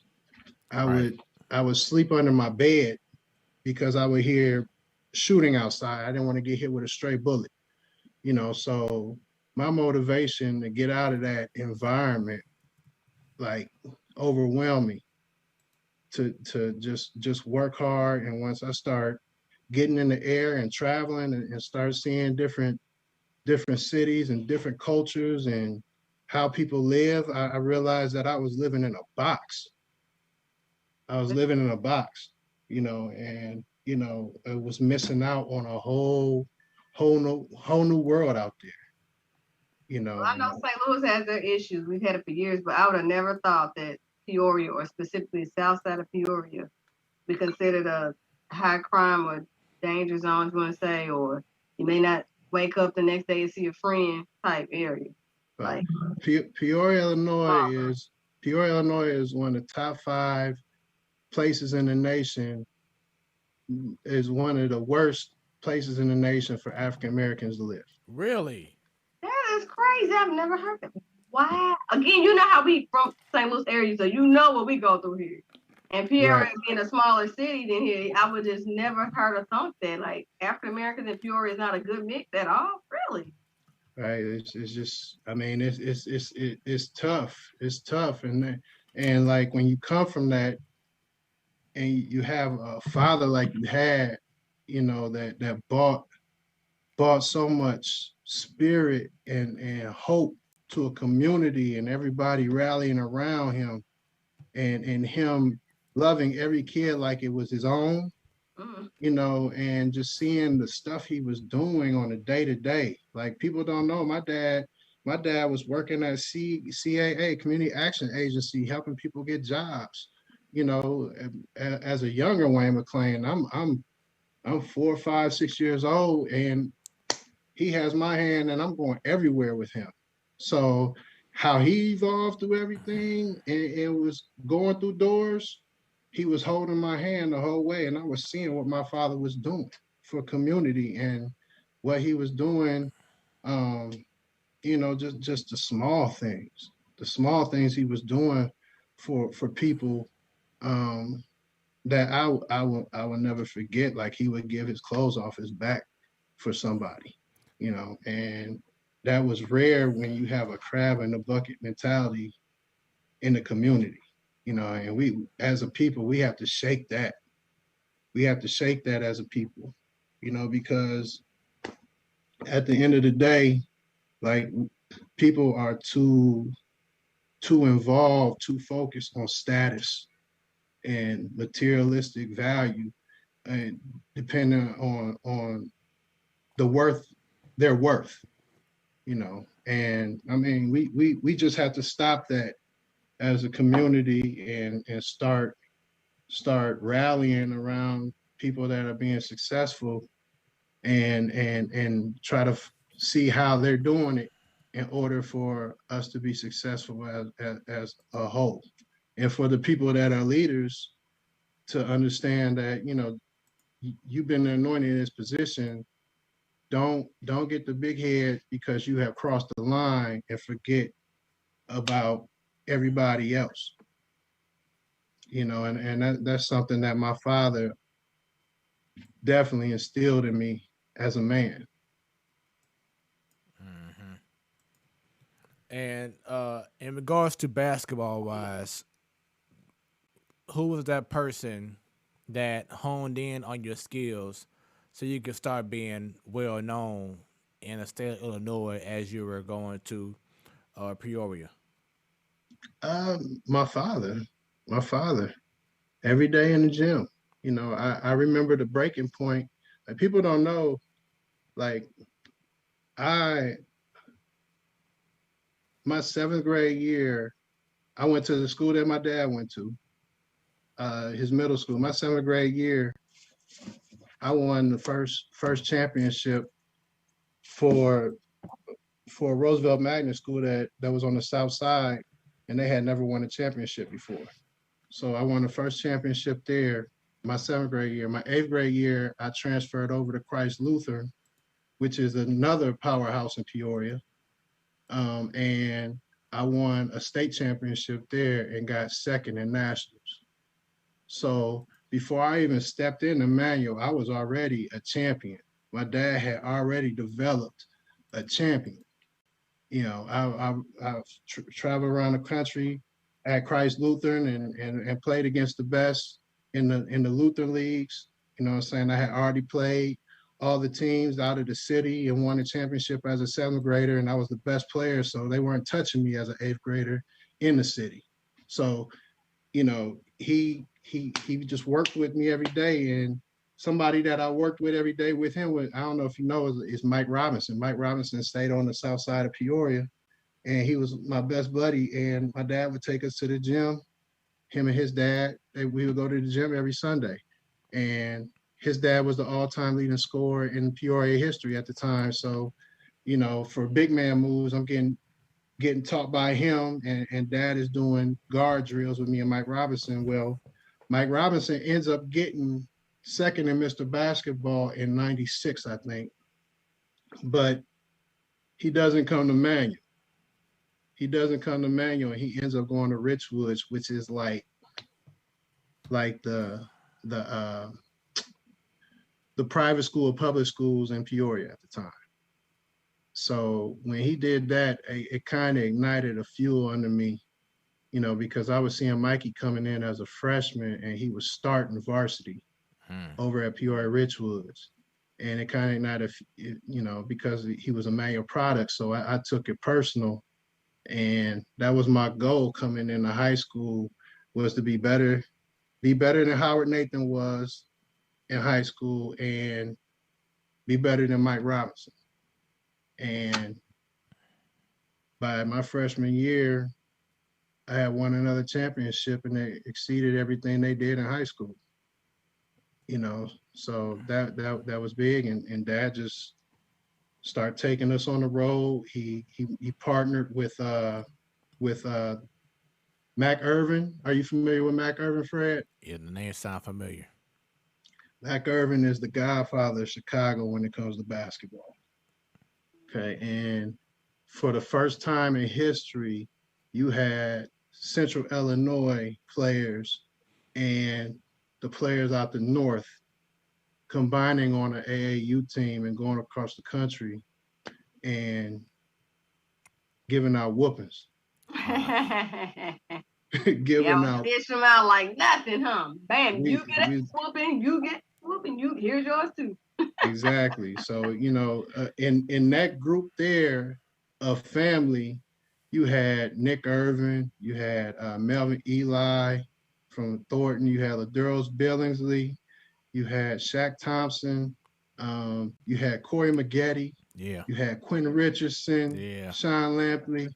You know, we are Cordell Henry, Dennis Gates, and then on our side, you having Marcus Griffin, Steve Dixon, myself, Frank Williams, and you're combining both of these groups and you're going across the country and we're beating everybody. We are beating everybody. Like crazy. Were you playing against when y'all was on your cross-country tour giving everybody whoopings, were you playing against other high-power 5-star recruits as well? Oh, definitely. So I don't know if you've seen the documentary by Ron Artest when he played with the Ganchos or whatever. They had Elton Brand, Lamar Odom, him, and they said they only lost one game their whole career with that team. Guess who they lost to? Okay. Right, and in that exact game, on the floor at the time, you had Marcus Griffin, myself, AJ Guyton, Mike Robinson, and Frank Williams on the court. That's all Peoria. And that's how tough we were at the time in Peoria, is that those players were not just local stars, but we could go out on a national level from that small city and wreck shop. So who would you say is responsible for you to get that killer instinct mentality? My father and my hood. Plain and simple. But, you know, I come from the south side of Peoria. You know, right down the street, we had a dirt court, you know, and, you know, it was tough. You had the carpenters down there, you know, and these were older guys, you know, and they were street mentality kids, you know, so that's everything you get. Every time you get on the court, you step on the court in Peoria, you got to prove yourself. It's no different than Conor McGregor and Mayweather getting in the ring. You know, your matchup is your matchup, and somebody got to lose today. Okay. And that was the mentality. And when you had that mentality, you know, you take it on the road. So, from your freshman year, your dad and Irvin from Chicago, y'all joined up, got these squad going across the country, whoopings. So when did you start noticing your game getting better to where y'all start having recruits in the stands looking out for you? Say, hey, I want him on my college team. Like, this is that dude. I probably start getting letters after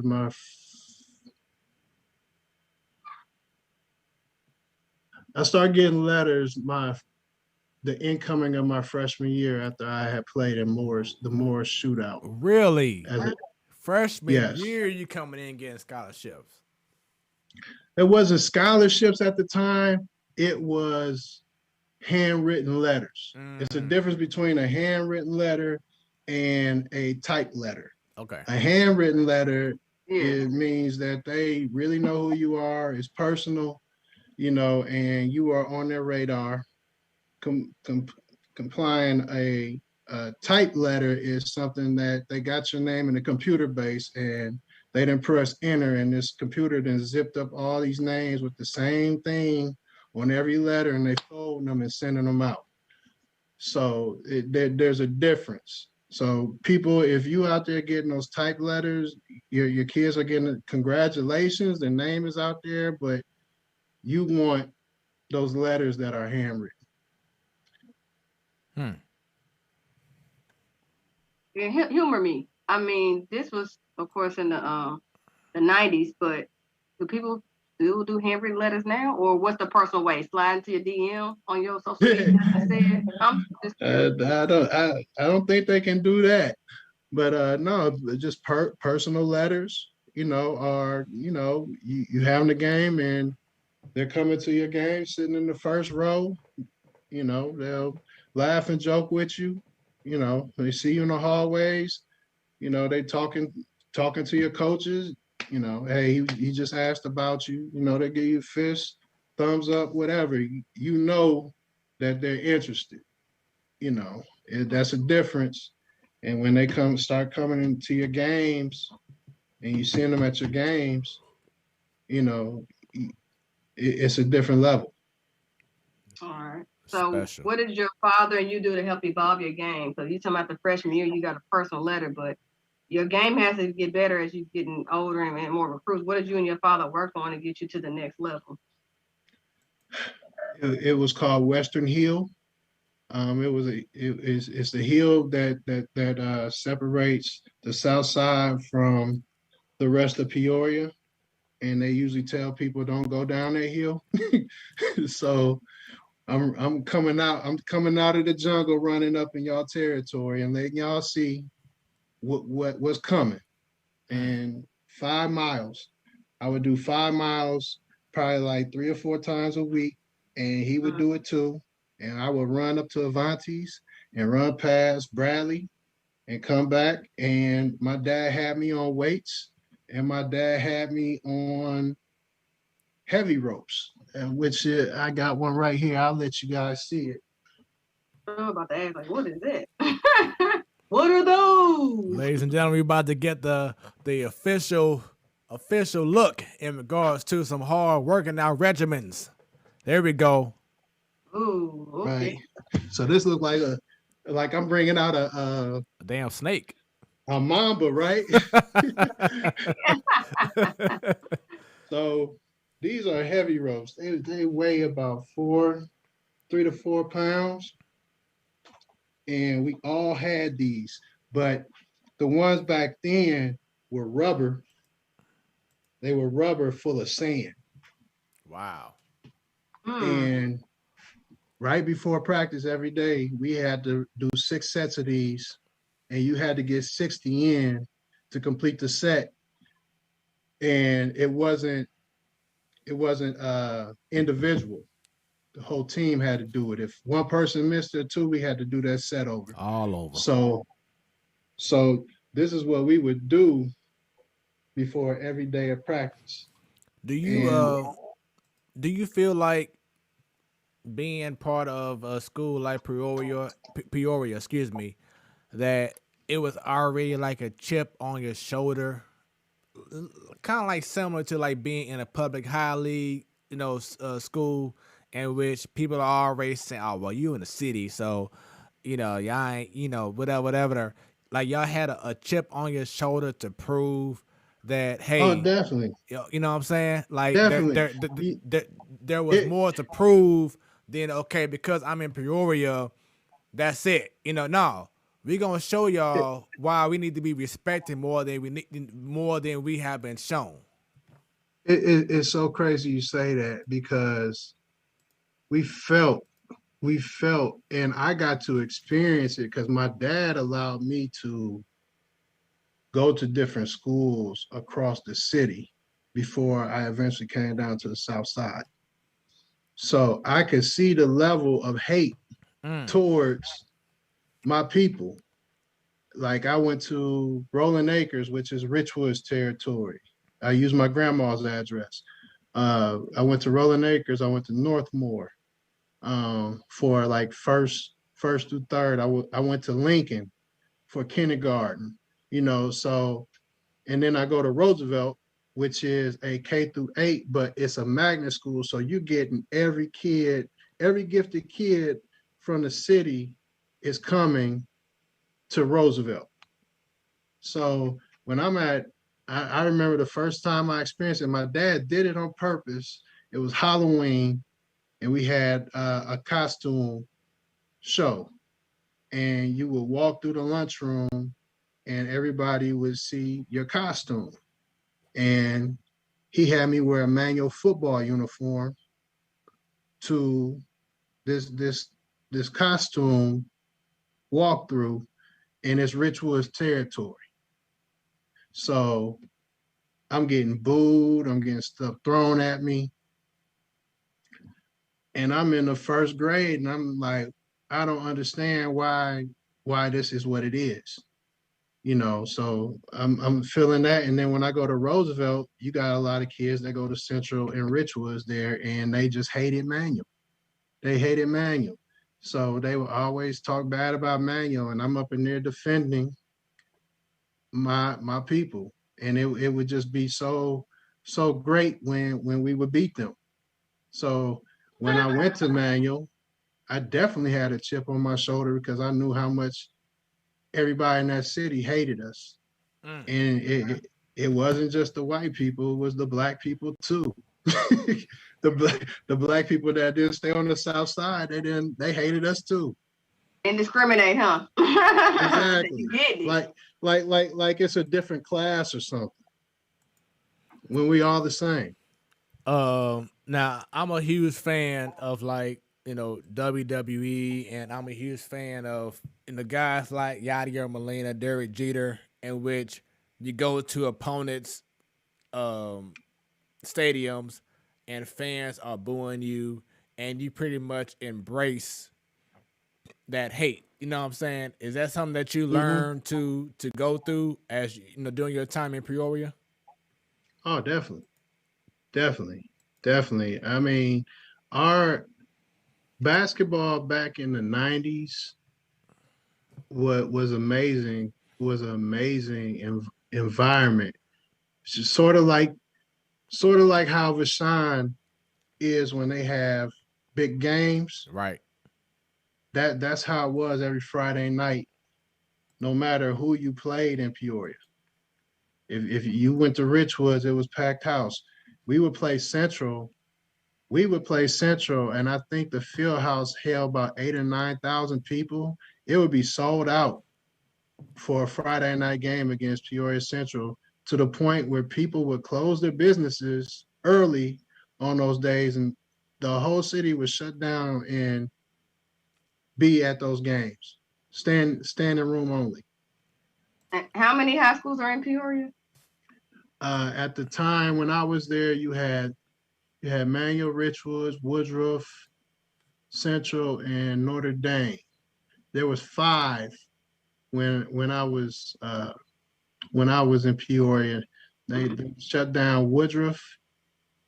So now there is 4, and then they have a private school. They have 2 private schools there, Peoria Notre Dame and Peoria Academy, I think. So when you were talking about your AAU team, you was already part of that team before you went to Peoria High School. Is that correct? No, okay. no. We connected.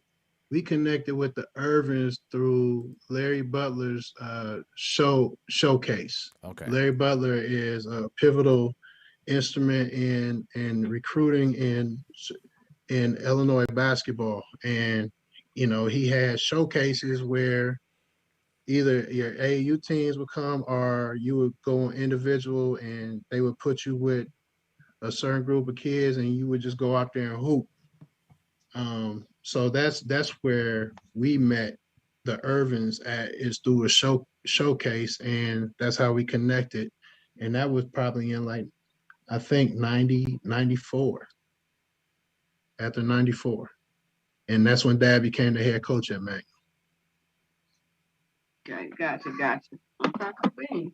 So while we're on this journey of working hard, training, that rope way more than I do that you have, or whatever the official name is.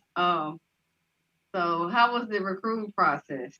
So we're talking about freshman year, you got a personal letter. Sophomore year, junior, they coming in. Now, I know you got these state championships that you've gotten under your belt too. So let's just talk about the first state championship. How did that feel? And from there, how did y'all know y'all could repeat? Because that's a lot. 4? Right. It was crazy because that first year, the coach there was the winningest coach in Illinois history. He had coached for like over 50 or 60 years. Straight up. Right. And we won his first state championship. We won his first state championship. It might have been 40 years. I might be exaggerating, but 40 years. I'll say 40 years he was coaching, and we won his first state championship. And he told us we was the worst team he ever coached.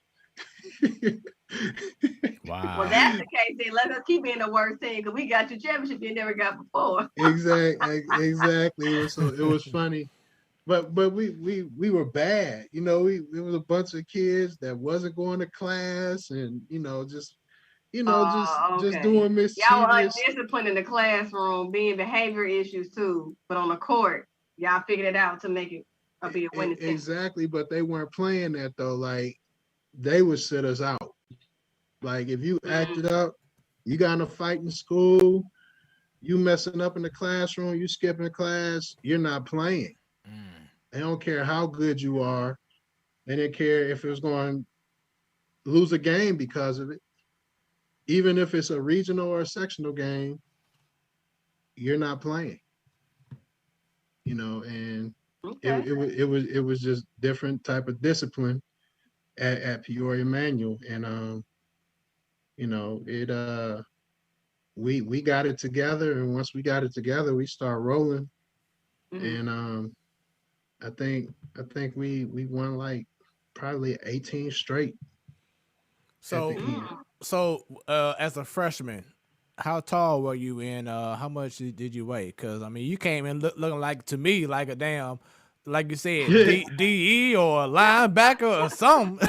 That football, Lord, for a basketball player, you're like, wait, what? I was about 6'1", 6'2", weighed about I say at the time my freshman year, I was probably about 195, 200. As I kept on growing, I reached about 6'4" and about 245. All right, Charles Barkley, Larry Johnson, in the building going on. Man, Peoria man. Like I said, just going to that school for the first time, my only time, and just playing against the V. When you arrived to that school and you saw your teammates, now, was that school known when you arrived there to be a winning traditional team, or were y'all one of them teams that started, everything? No, we run Peoria, man. Okay. Just how Vashon is in St. Louis. Okay. Peoria Manual is in Peoria. We run it all day, orange and black. Okay then. I was blessed that my dad played at Manual, first of all, for Coach Van, and he became a coach there in the 80s. So I was a manager. I was a manager starting in like 84, probably 84, 85. Young, I went through the losses, all the losses. I went through the wins. I got to experience going down state and walking on Illinois floor as a 10, 19-year-old kid, and seeing us always falling short at the time, and it was just because we weren't seeing that type of competition at the time, so but they start game planning and start playing more teams that were downstate and some of the best teams in the state in order to have a measuring stick. So as a manager, I'm watching this. I'm watching this as I'm growing up. And then by the time I'm 13, we're back downstate and under Howard Nathan's crew, and probably the best team in the state, trying to get first place. And we came up short and got second. And that was like a year before I went into high school. So a year or two. And so I was able to see that transition to from just being the best team in the city to always falling short, then to making it to state. Oh, now we're getting fourth place. Okay, now we're getting third place. Oh, now we're getting second place. So it was only time. If you follow great teams, it was only time for us to break through. And I didn't never think we would win 4 state championships. And the first one was surprising.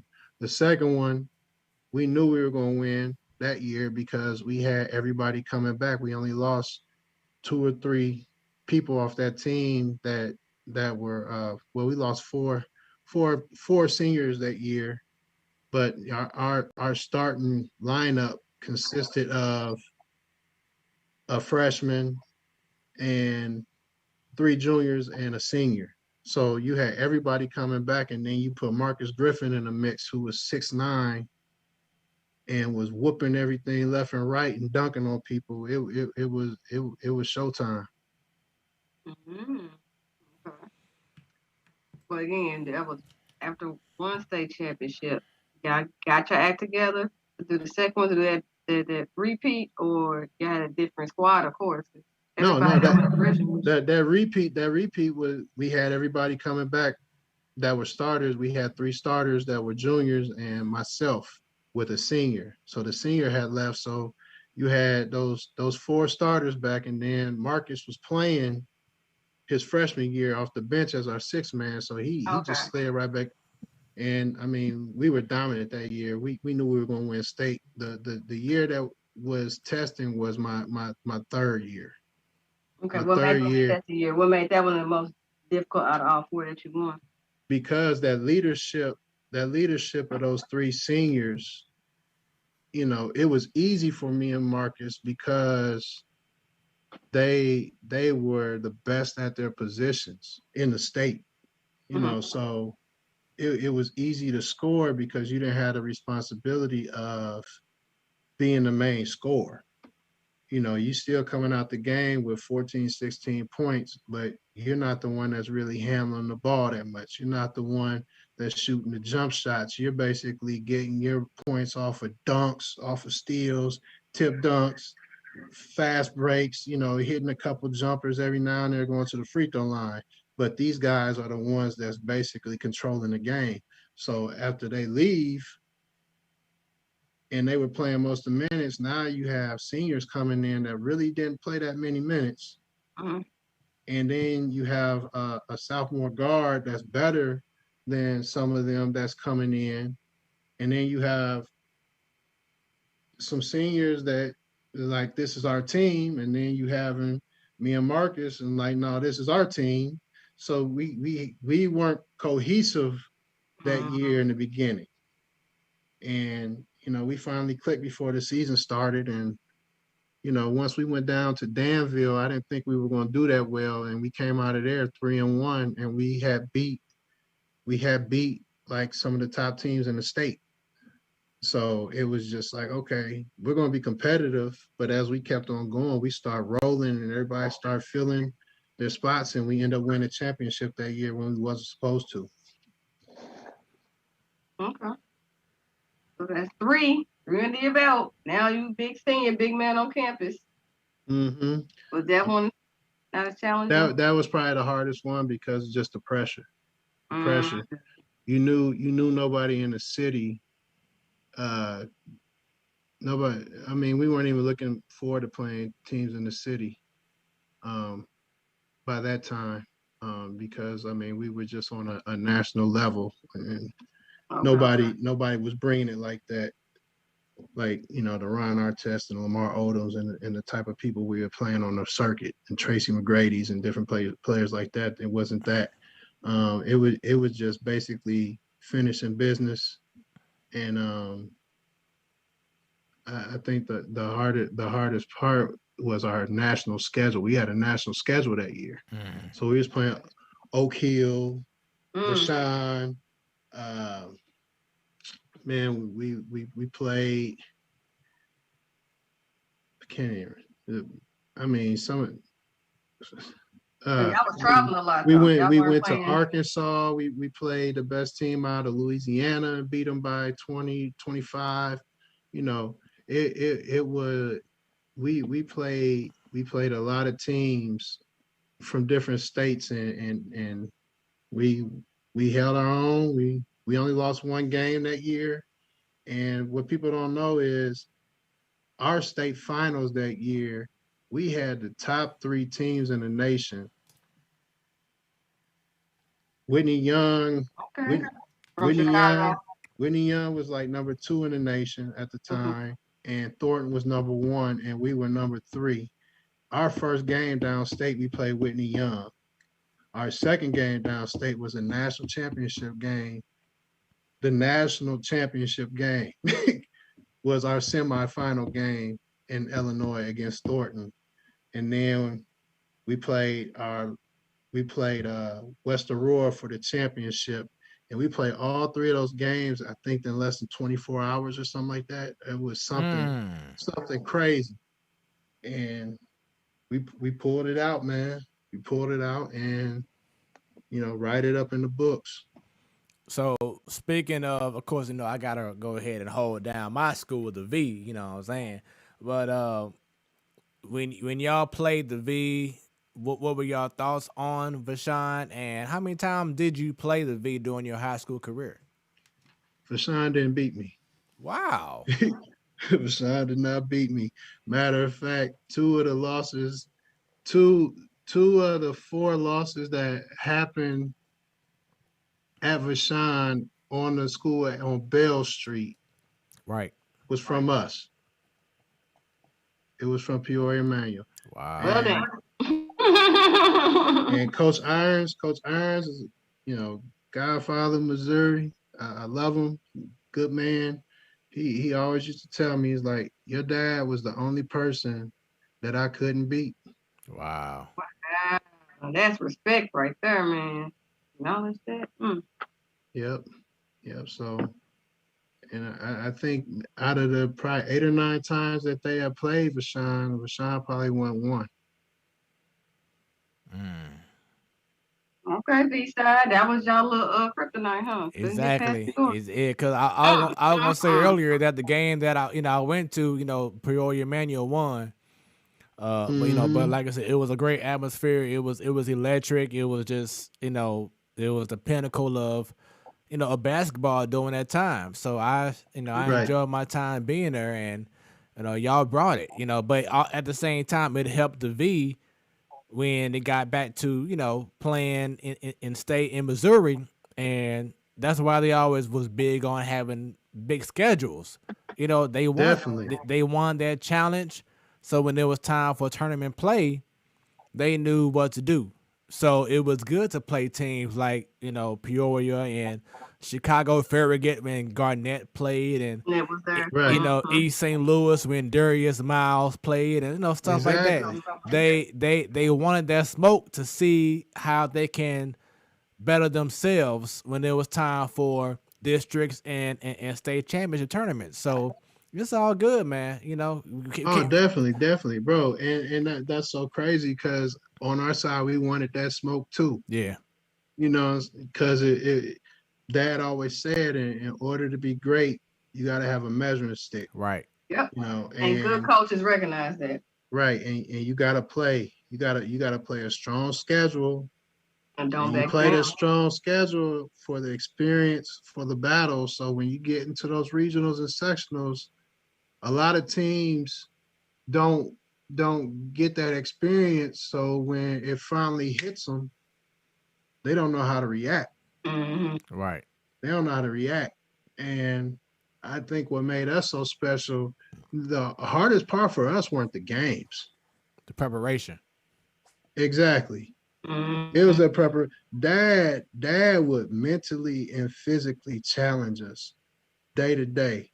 I think Frank Williams said it best when he said it was like every day you come in the room and you about to get a whooping.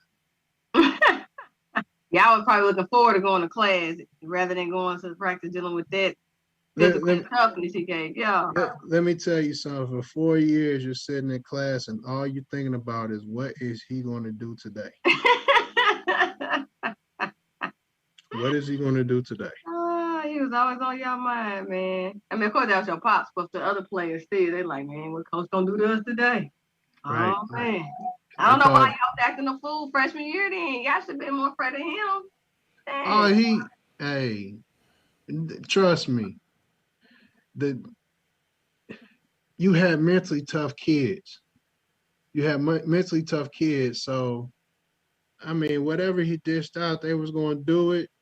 And they weren't going to complain. They're going to get it done. And it's going to be hard. And he was going to love you the same, no matter who you were. And if you got in trouble, he's going to chew your butt out. But at the end, he's going to show you that, he still loves you. And that's what made him different, and that's what made him special, other than any of the other coaches I ever had. So tell us that initial experience, realizing that you're about to win your first state championship. How did that feel to you? What kind of emotions were you going through realizing that you're about to be a state champion for the first time? And then I didn't really, bro, I didn't till it happened. That's how close the game was. Like it came down to some free throws at the end of the game. Wow, pressure. A nail biter. Pressure, baby. Brandon Hughes had to hit 2 free throws on a 1 and bonus to tie the game and then to take the lead, and then they had a shot at the end and missed it. So that's how quick that happened. It was an unbelievable experience, because that's something that had never happened for Peoria Manual, and that's something that we were trying to achieve. And for us to be as small as we were, our starting lineup, nobody was over 6'2". And we're playing teams from Chicago that got guys going to Louisville that's 6'9", and wings that are 6'6", and twos that are 6'5". And, we're going out there and we're beating these teams. So it was definitely a David and Goliath feel, winning that first one. Who you say was some of your rivals in Illinois? Thornton, Illinois. Rocky Harvey's team. We played them in the state 3 years in a row, two state championship games with them, and a national championship game for a semifinal.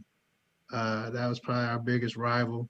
And, the last year they actually had got up by 18 or 20 in that game, and we came back and beat them. It was a classic game. Illinois IHSA game, one of the best that they ever had. And it was a sold out arena at Carver Center, I think, and they hold 16 or 17,000. It was sold out for a high school game of that magnitude. So I would say Thornton, I would say Carver, Springfield Lanphier, who else? Of course, Central. Richwoods, and East Peoria, and Vashon. When you realized that you were, facing, not facing, but going to arenas where it's 16,000, was there any like stage fright, or were you like, oh yeah, let's get it, let's show out, let's let them know who we are, That's kind of all. ordeal?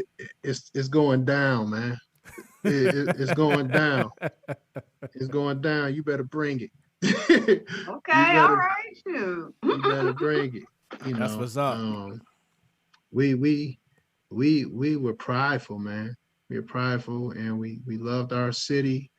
And if I could do a movie, man, I swear I would have Meek Mill directed to give you the real, for real. Seriously. Okay, well then you need to trademark this idea because it can come into fruition. We're talking about if, just say when I make this movie. Come on now. Like the jungle, man, like it was nothing like our jungle, just like our victory lap coming in. We would come in on the back end of Peoria on the south side, and we would take that left and we would go past the Harrison homes, and that was our projects. And it's where some of the kids on the team live, but this was our hood, and people are still out serving, and people are just outside, and that bus would come through, and it'd be like slow motion, and the hood would just be out there just throwing them up, you know what I'm saying, and just congratulating us for winning it. It would be like that going all the way down until we got to Mania. So we have a couple of comments from Wayne Roof. He says facts. Then he has a hashtag RIP Wayne. Then he has Troy Hudson missed that shot. Ooh. Yeah. You know who Troy Hudson is, Fred? The name sounds familiar, but please refresh my memory. Man, Troy Hudson played for Southern Illinois and got drafted and played for the Orlando Magic. Oh, yeah. Okay. That's where I recall the name from. Okay. I got you. That was a bad boy. Him and Rashad Tucker. Okay. Carbondale, yep. Okay. So I know Bunny asked about it a little bit earlier in regards to just the recruitment, but when did you feel, well, you said it was around freshman year that you started getting the red letters, but in regards to the type letters from college, how did that process go? How did you take it? Your mom's, your dad at that time, and what led you to decide to go to the University of Illinois? Just to cut the fat off the steak, I had turned down UCLA, I had turned down USC, I had turned down Kentucky. Wow. My top five was Iowa, Mizzou, Cincinnati, Indiana, and Illinois. Yep. And I would have to say I chose Illinois just out of loyalty. I mean, it was a state school. I was Mr. Basketball. I was a national champion.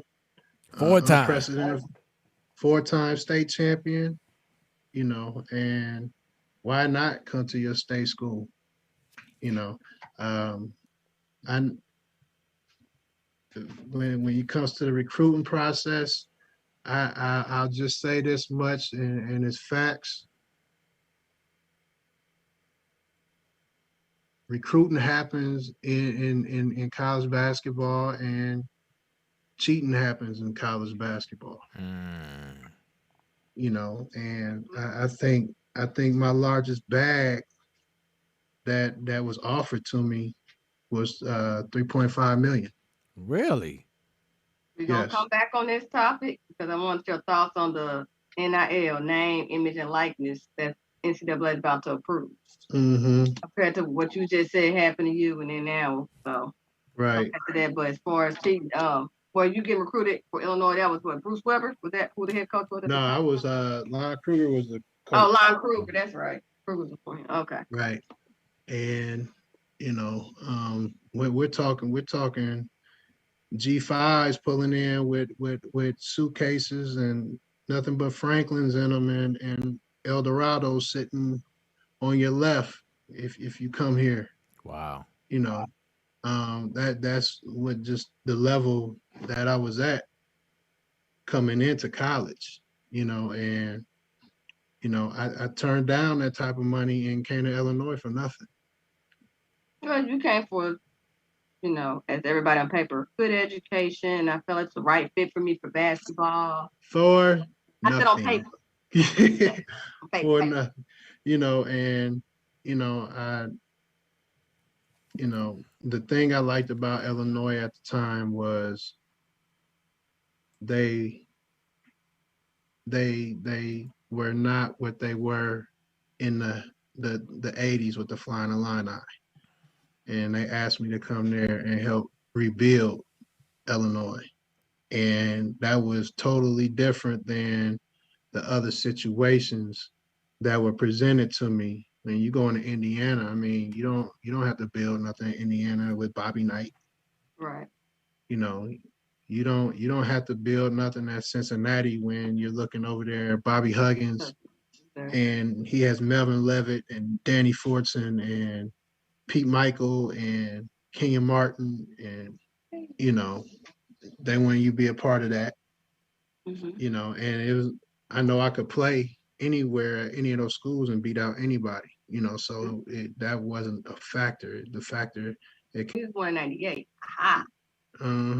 See? But that's why when my sister named him that, I'm like, don't even say I know Sergio McClain from Illinois. It was all in the paper. It was all on the highlight reel, especially the bracket rights games. Yeah, she named him after me. You know now. Come on. Come on now. Yeah, right. Okay. Santa look at you like you crazy. She's like, what? You know she crazy too. But nah, no. Yeah, you did your thing in Illinois though. Like I said, you definitely got written about a lot in highlights and stuff. You was balling. Yep. You did. I mean, the crew that was around you, I don't remember them. But like I said, I know you as a guard. Definitely. No, you was. I played 1 through 4. Okay, come on, so you did more than just guard though. I played 1 through 4. And I mean, at that time, you gotta understand, like, you had Frank Williams, who was Mr. Basketball, who played with me at Manual. You had Marcus Griffin, who was Mr. Basketball runner-up in the same year I was. Okay. And he went to Manual. So you actually had 3 Mr. Basketballs committing to Illinois in a 2-year span. And then the next year after Frank commits, you get Brian Cook, who is Mr. Basketball from the state of Illinois. And these are all kids from Central Illinois. Mm-hmm. All kids from Central Illinois. And you got James Howard from Peoria Central in the mix. And then you grab a couple kids from up north, or Lucas Johnson and Demir Kupaya, who had went down and placed down in state. And then you had Robert Archibald from St. Louis. Right. Yeah, I remember Robert. Right. So we had a great nucleus, man, and we had our bumps and bruises, and we had Corey Bradford from Memphis as well. We had our bumps and bruises our sophomore year, and then we took it, and I think my senior year, man, we was one of the top teams in the nation in college basketball, and got a number 1 seed. We won the Big Ten championship, and we got a number 1 seed in the NCAA tournament. Ended up losing to Arizona by 6 points to go to the Final Four. They shot 56 free throws that game. It was a whistle in their favor, or y'all was truly fouling them? Nah, the whistle was just in their favor that game. Oh, okay. That's the squad that Bibby was on. No, that squad had Gilbert Arenas, Richard Jefferson, Luke Walton, Lauren Woods, Gardner, Eugene. Man, I forgot what his last name was, but they had a good team. Okay. They had a good team, and after that, I tried to go and play pro, and went to the G League. I had a son during that time. Okay. And it's crazy. Like 4 days after my son finally came to North Carolina, I played in Asheville. 4 days after he came, I partially tore my Achilles, Mm, and I was let go. And those were some depressing years for me. imagine. Um, and I think that's when everything changed, and I went from being a player to start developing to the coaching realm Mm, of basketball. And I started substitute teaching. And once I started seeing what was going on, not only in Manual, mm-hmm. but I'm substitute teaching in Peoria, and then I'm in Champaign. I moved to Champaign. I'm substitute teaching in Champaign. I'm seeing what's missing. Mm-hmm. And a lot of these kids come from single parent homes. That's number one. They come from single parent homes, and a lot of them don't have. A lot of the boys don't have male mentorship. And a lot of the females are in broken homes and seeing the wrong stuff. And then you get in this mixing, you see in this environment, this is their external environment that you're putting them in. And these teachers aren't understanding what these kids are going through at home. These teachers don't understand because they're recruiting teachers that are not from the hood. They're recruiting teachers that are from the suburbs and don't have an understanding of what public school is and what you're dealing with. So you're seeing this, and like I said before, Fred, there's a window of failure and success for African Americans / lower class Caucasians. Why is it our kind has to start in that type of environment all the time? Why? And that measure of failure and success is based on what happens after they get out of that external environment. They go right back into that internal environment. So when you're seeing, what do these kids see when they go back into their internal environment and their parents are working 2 shifts to make things happen? Or their parents are on crack? Or their parents is on meth? Or their mom might be a prostitute to make things happen? Or they're seeing people gambling on the corners, and they're seeing people walking around with 40s, and they're seeing liquor stores on the corners, and they're seeing gang members selling drugs, and they're seeing gang members driving these nice cars, loud music. If you're in a weight room and you consistently go to the weight room every day, what are you going to develop? You're going to develop muscle. You're going to get stronger. And our kids, this is their development. We don't have anything else intact for them. So if we put in after school programs, and we have free tutoring programs, and we feed these kids the right way, and we teach them about nutrition, and we see what their actual talents are, because every kid is not good at school. So we see what their actual talent is. And then we go out and recruit professionals with those talents to mentor them. And while they are mentoring them, those professionals are going out and networking with different colleges and different jobs, so forth, and saying, hey, I want you to come check out these kids. They might give them scholarships. They may give them an opportunity to have a job. We are putting them in a different environment of success rather than failure. So let me ask you this. Once you start substitute teaching back at home or when you went to Champaign, is this where the idea came from, starting a foundation? Exactly. And so I started this foundation in 2011. It was called the 217309 Pipeline. And nobody would support it except my father.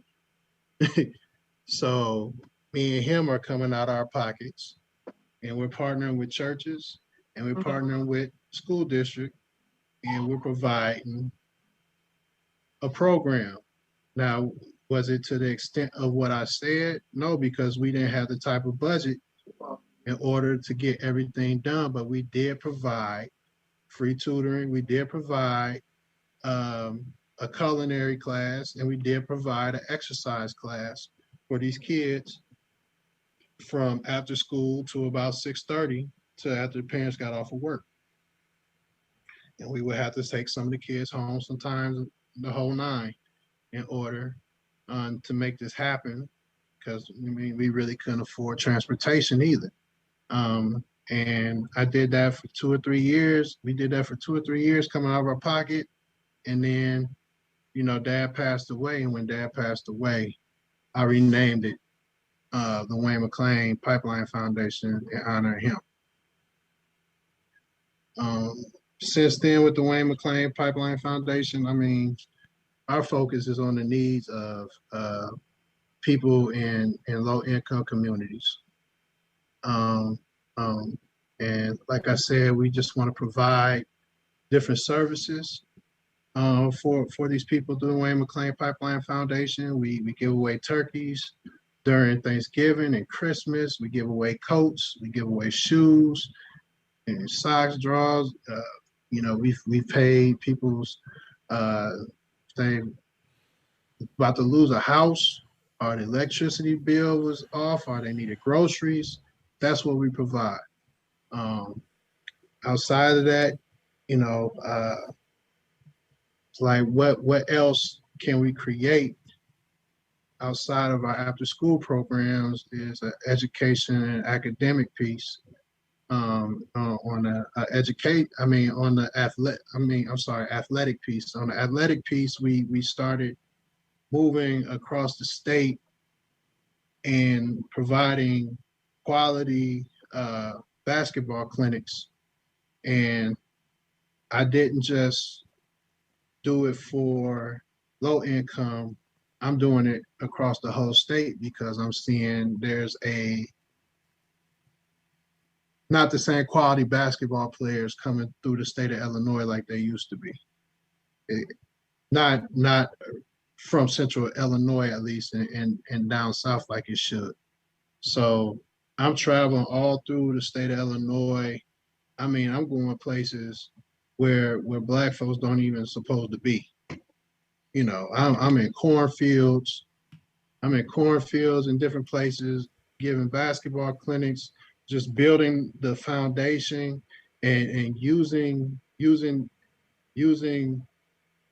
what is being paid for to help in these communities. So like if a kid up here is paying $50 for a basketball clinic, that $50 is going towards getting some turkeys. That $50 is going towards getting some shoes, or so that was the way I was generating money in order for us to support our foundation. As of today, we have, I'm proud of what we've done since my dad has passed away and everything I had to deal with up to this point.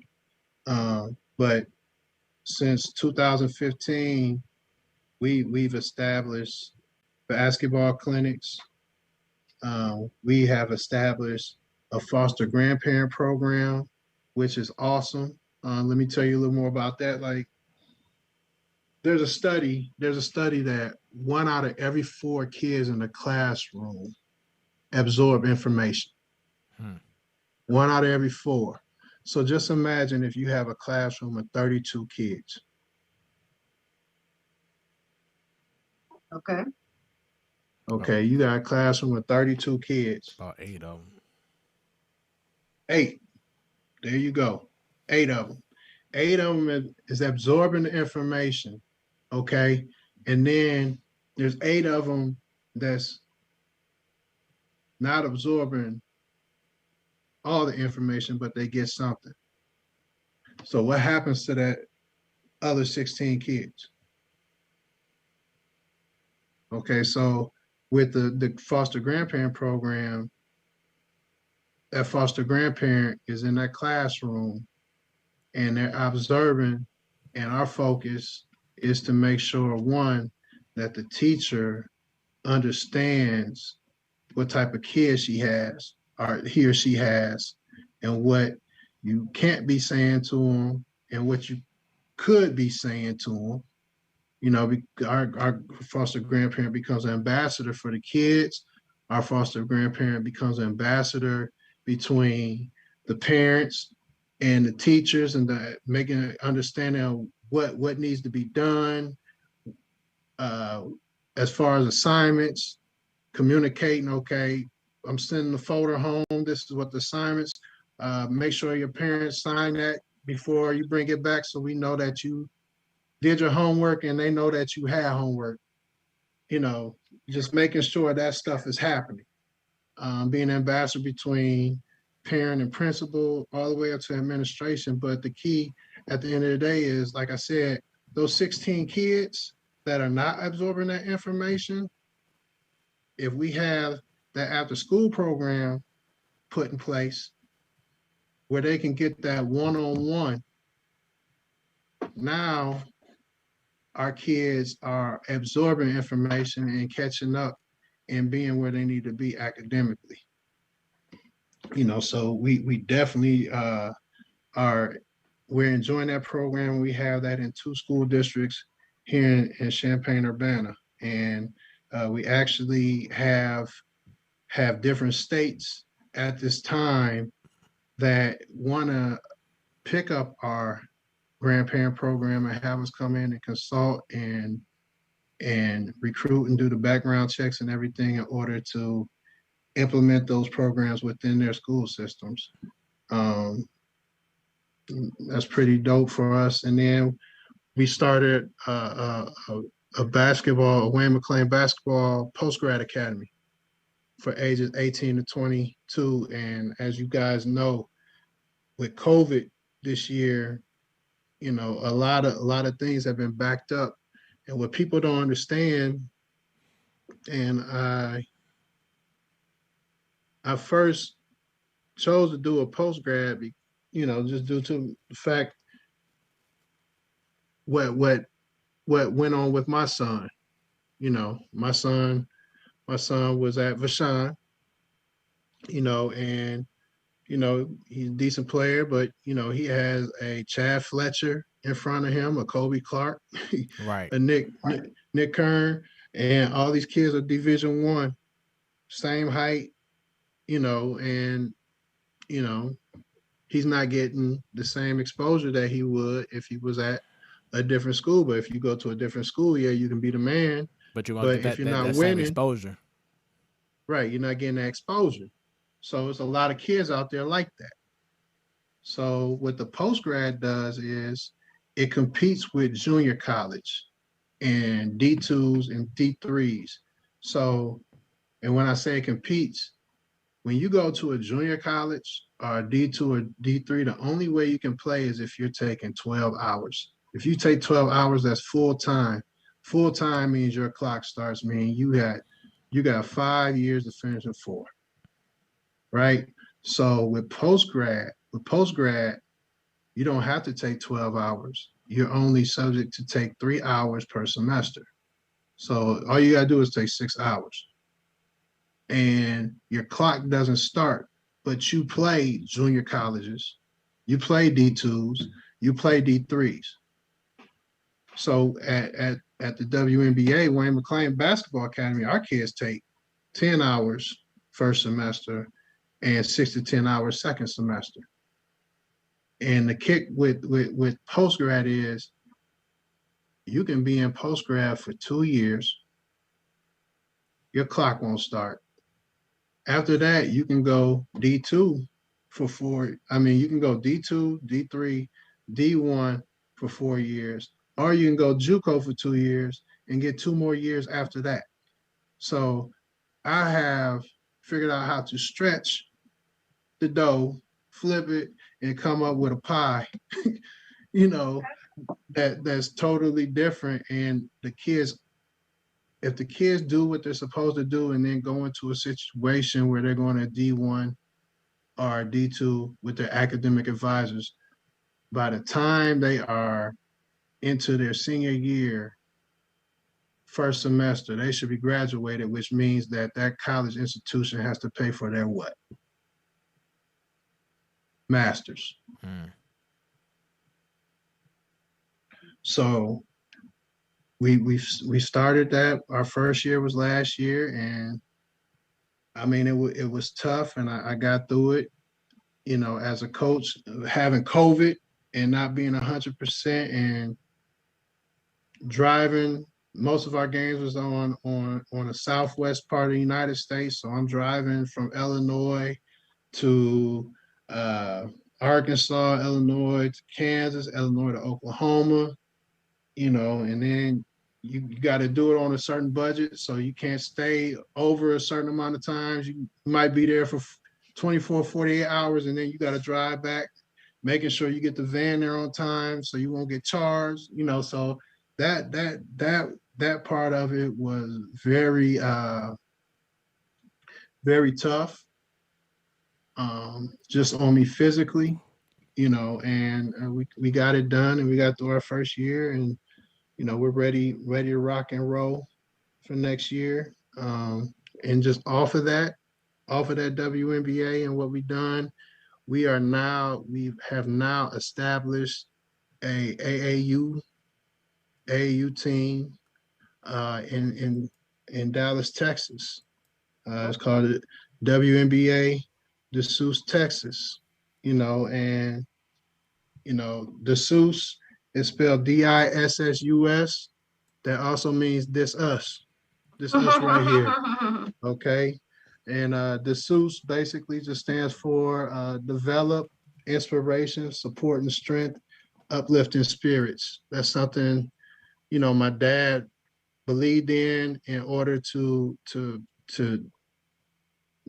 create successful individuals, is pumping those pillars into an individual in order for them to be successful. And you know, like I said, I'm just happy what we're doing. We've also partnered with the University of Illinois academically with our kids through the Wayne McClain Basketball Academy, and our kids actually take classes on a Big Ten campus. And I mean, so they get to really experience like what it feels like to be on a Big Ten campus and go to classes on a Big Ten campus. I don't think no other postgrad is doing that, and you know, I'm proud of that. And I mean, great things. We're doing great things, and going to continue on doing great things. This summer, we partner with the School of Medicine at the University of Illinois, and bringing a STEM Nobel project to mentorship kids over the summer. And you know, our focus with that program is beauty and fashion, health and wellness, farming and gardening, video games, music production, robots, graphic arts, and safe neighborhoods. So you know, we recruit mentors, and we bring them in, and we have a 6 to 9 week program over the summer. And you know, I'm real interested on how that's going to go, because help. The Wayne McClain Pipeline Foundation is helping with the structure and building it, and it's just a great program, and just through networking and meeting deans and the chancellors at University of Illinois, they provided a service, and I was able to get my community health working certification through Morehouse College. It will point me the right direction. Are you guys familiar with community health work? Mm-hmm. I'm not. Okay, so like when people are taking the COVID test, you need people to take the COVID test. If you get a community health working certification, you could be making $18 an hour with that. All the way to different pathways of getting different other certifications, and to the point where if you want to be a radiologist and you're making $50 an hour, you can get it through a community health work certification where people are actually going to college for this. You're going a different route and being able to have some success. So let's say, Fred, you got a community working certificate, right? Right. You actually, after you go through the class, you can teach the class. Okay. So people will actually pay $300. They have to pay $300 to $500 to get this certification to go through your class. Okay. And you can have 9 or 10 people in that class, and they're all paying you $300 to $500. And you're teaching them what you've been taught, the curriculum you've been taught. Okay. That's your money. This is your job. I just created a job for you. Now, let's say those 10 walk out and you have another class come in. Let's say you had 30 or 40 people doing that. That's a nice income for somebody just doing that part of it. And I mean, when I saw that, I definitely jumped on it. And the more people that you can certify, it just opens up doors for people in order for them to gain employment. Mm. And if you don't mind, just let everyone know once again where can they go in regards to the website to see more about the foundation. You can go to Wayne McClain PipelineFoundation.com, and on there, and we have different entities, different pages within the website that you can go on and find information about what we're doing. And also, there's a donation page as well. That's what's up, man. And as you were explaining everything, which has been incredible, and I hope that people have been tuned in and listening, and we'll go ahead and go to the website. What led you into coaching? Yeah, I think I think I've probably always been a coach. You're around coaches all the time. My dad was a coach, and just sitting down and watching film with him growing up, and then just seeing how he evolved through just patience and how everything just aligned up, what was amazing. And I just was thankful that he mentored me. I did a lot of things behind the scenes for the University of Illinois from 2001 to 2013, whether it was skill and development with the players, was with recruiting, watching film and making scouting reports, or him just introducing me to people, shaking hands with people I need to know, preparing me for my opportunity, if that opportunity comes. I think Bunny said something earlier, as far as when you've been out the game for so long, it's hard. It's harder to get back in.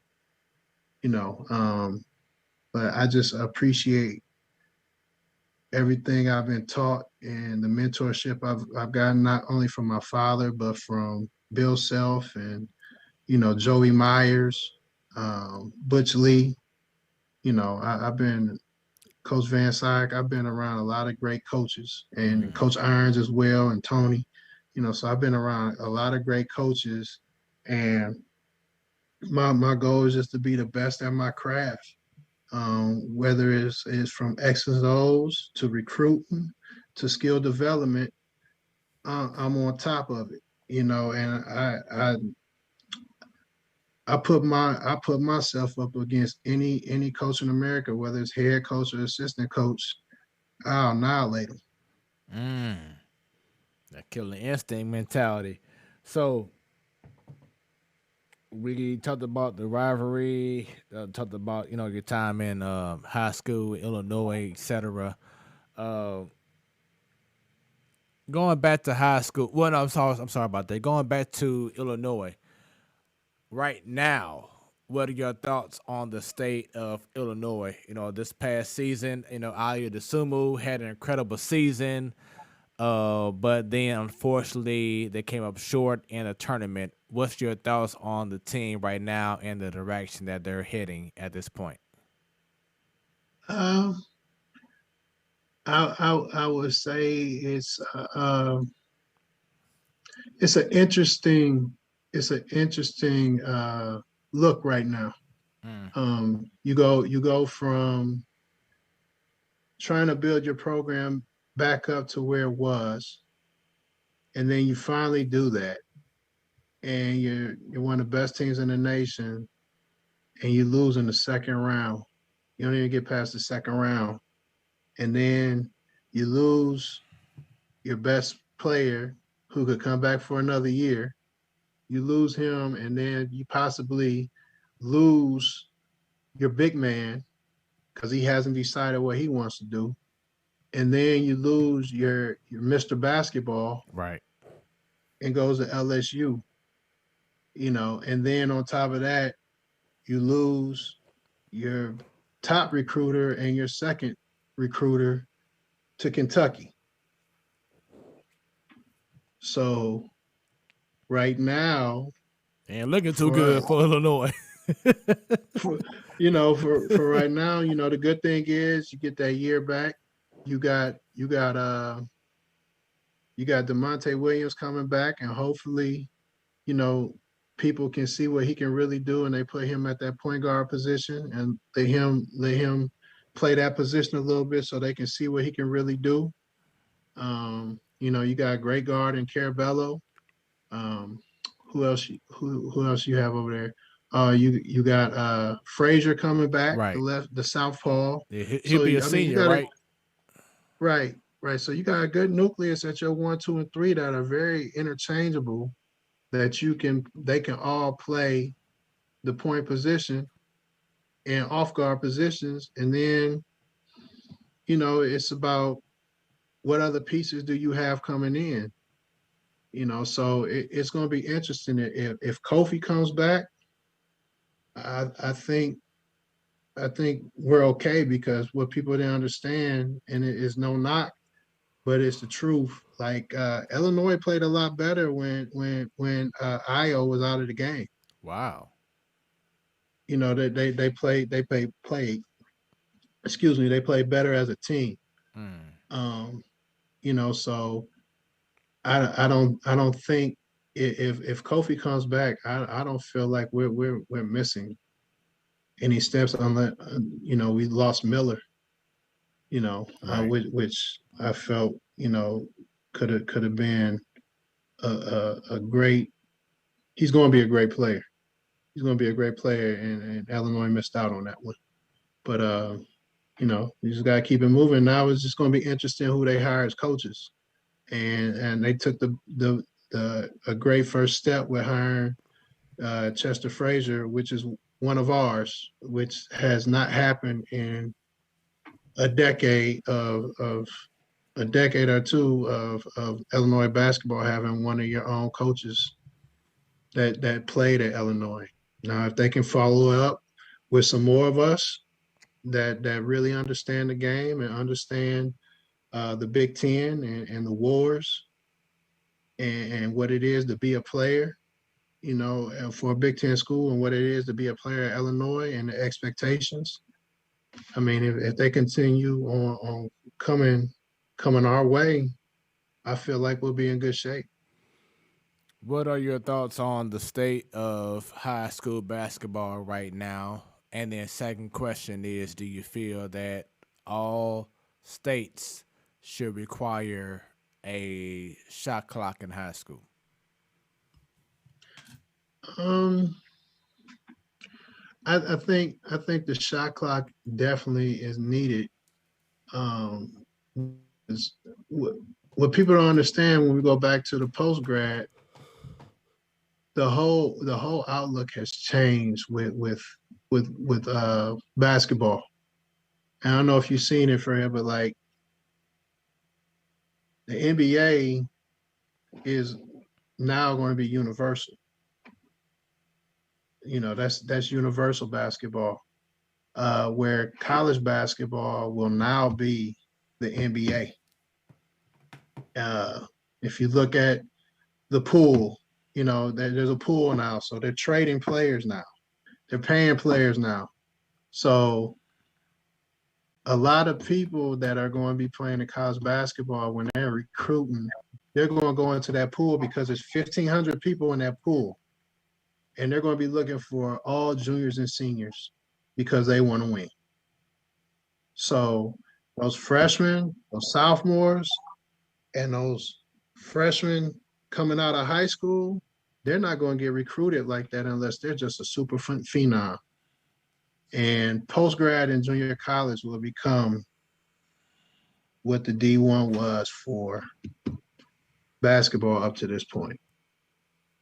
Most of the recruiting out of high school now will go to prep schools, post-grads, and JUCOs.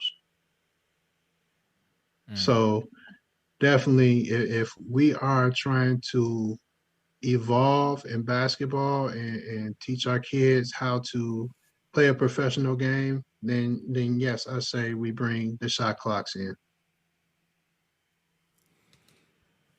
Okay. All right. Oh, go ahead, Bunny. I'm sorry. No. Well,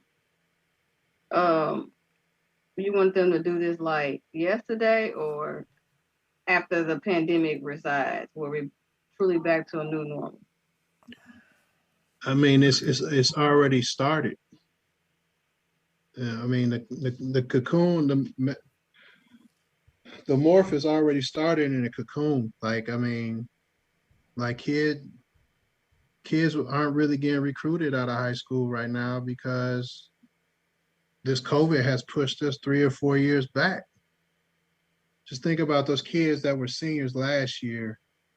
If they didn't have a name and they were going to make a bang at the end of the year in order to get a D1 scholarship or even get a scholarship period, that was stripped away from them. And then you look at that junior class, if you didn't have a name, you didn't play AAU over the summer. Coaches couldn't come out. They don't know who you are if you didn't have a name. And that's all the way down the line from 7th grade on all the way up as far as being noticed in the recruiting process and coaches knowing who you are. Why do all that extra work now when you have 1,500 players to choose from in a portal?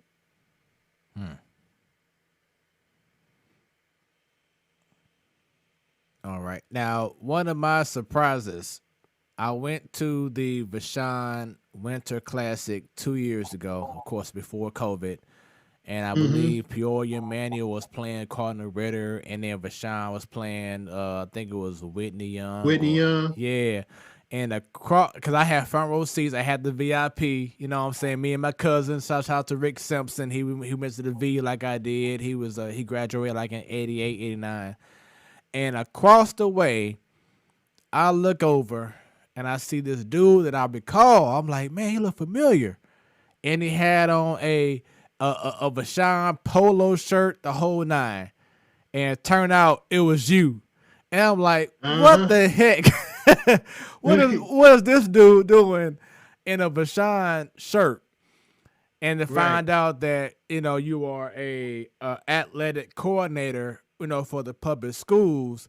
So, how did it feel you at the end of the day, your son going to the V, but then you also, rocking, the V,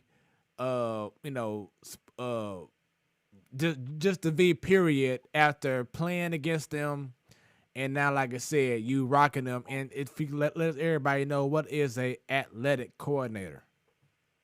Athletic coordinator basically is responsible for putting the events on, making sure that the facilities are up to code, so everything is safe. Making sure safety patrol is there, making sure transportation is there, hiring the referees, connecting with the police department, trying to figure out what's going on outside of basketball that might be a threat. You know, man, it's the whole 9 yards. If teams go on the road, making sure that their travel is covered. Making sure we have a budget for travel. It's that job. That job is tough because you are basically managing over 100 schools for sports, and making sure that not only that, just making sure that your athletes are being upstanding individuals in the classroom, on in the classroom and outside the classroom.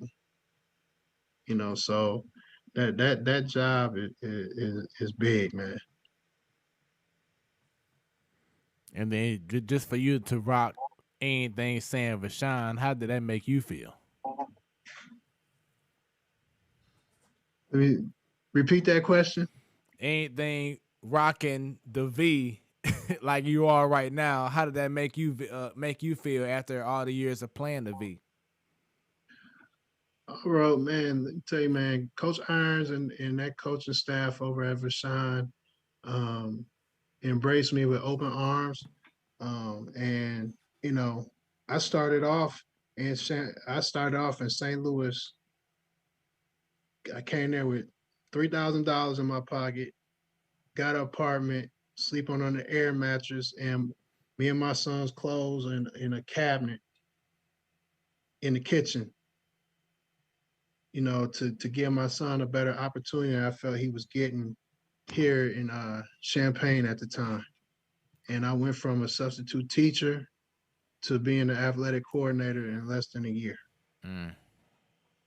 So I think that speaks volumes to just who I am as a person and my ambition and how I can go anywhere and get a job done. But I will say this, it was a beautiful feeling when somebody sees your worth, man, and it gives you opportunities that you can't even get in your own state. And I just appreciate Floyd Irons. I appreciate Dr. Adams for believing in me and giving me an opportunity to do what the best I could for St. Louis Public Schools.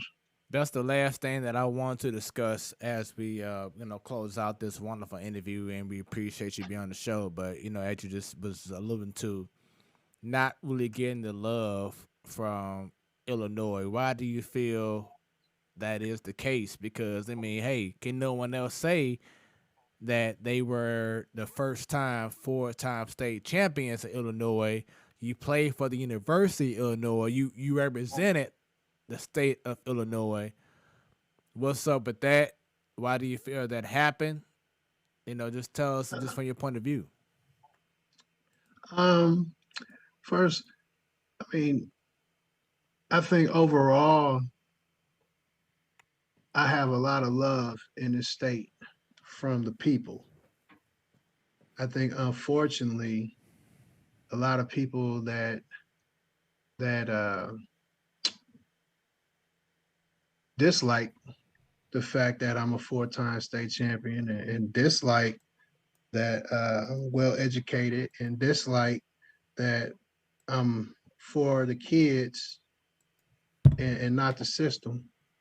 You know, have a problem with what's the word, control, maybe, or puppet with strings. You know, I'm not that at all.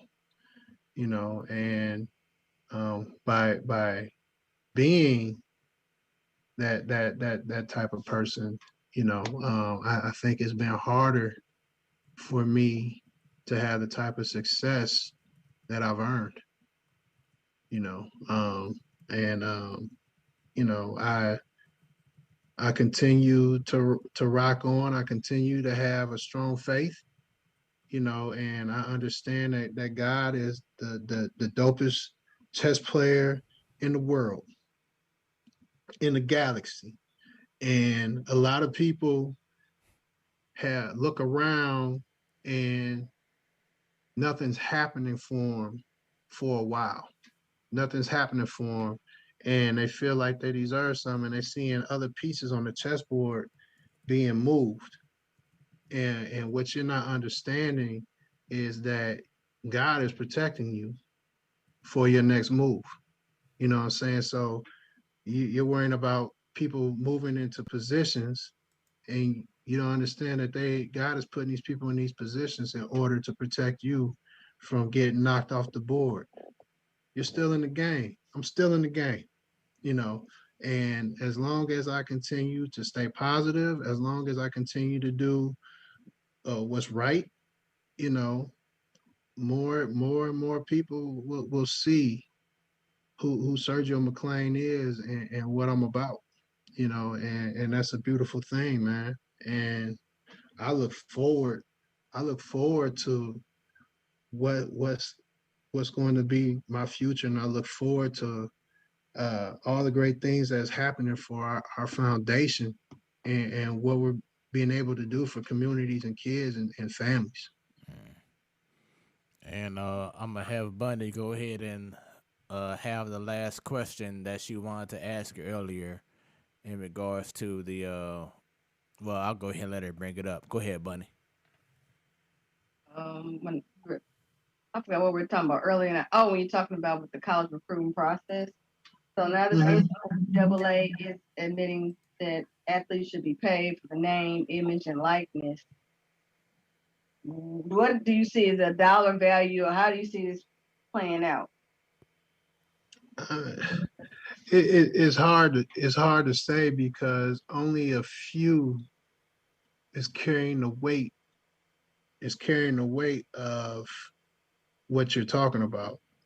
So for instance, like when I was in college, I'm looking around and I'm looking at bookstores, I'm looking at Foot Locker, and I'm seeing my 40 jersey being sold. My roommate, Corey Bradford, I'm seeing his jersey being sold. I'm seeing Frank Williams' jersey being sold. And they're sitting there telling us that's not really y'all because it's not your name on the back of the jersey. Mm. You, you know, or when you think about ticket sales, endorsements, Nike, Adidas, Under Armour, they're not going to endorse you as a team unless you have future professional players. So a coach on top of a salary that he's getting additional salary from a shoe company. Not only he getting a cut, the university is getting a cut. We're talking about millions and billions and trillions of dollars here on the backs of kids that are basically running line drills and beating each other up and fighting for what? How many positions for an NBA draft? 2 rounds, 30 teams, for the 60. Right. You know what I mean? How much cartilage is torn? How many bones are broken? How much sight is lost? How much pain you have 20 years later? And all you have to look back on is a piece of paper, a bachelor's degree that don't mean nothing in today's society. Yes, they deserve to get paid. How much? I mean, they deserve to get a percentage just like coaches in the university get a percentage from TV contracts to the whole nine. You can't sit up here and say today that oh, okay, well, scholarship is $30,000. We give you $120,000 scholarship to come here and be a part of this prestigious university when we're keeping on the lights. When we're the ones that donors are throwing down the money for to build your facilities. You know, that just baffles me. You just think about that. In one home game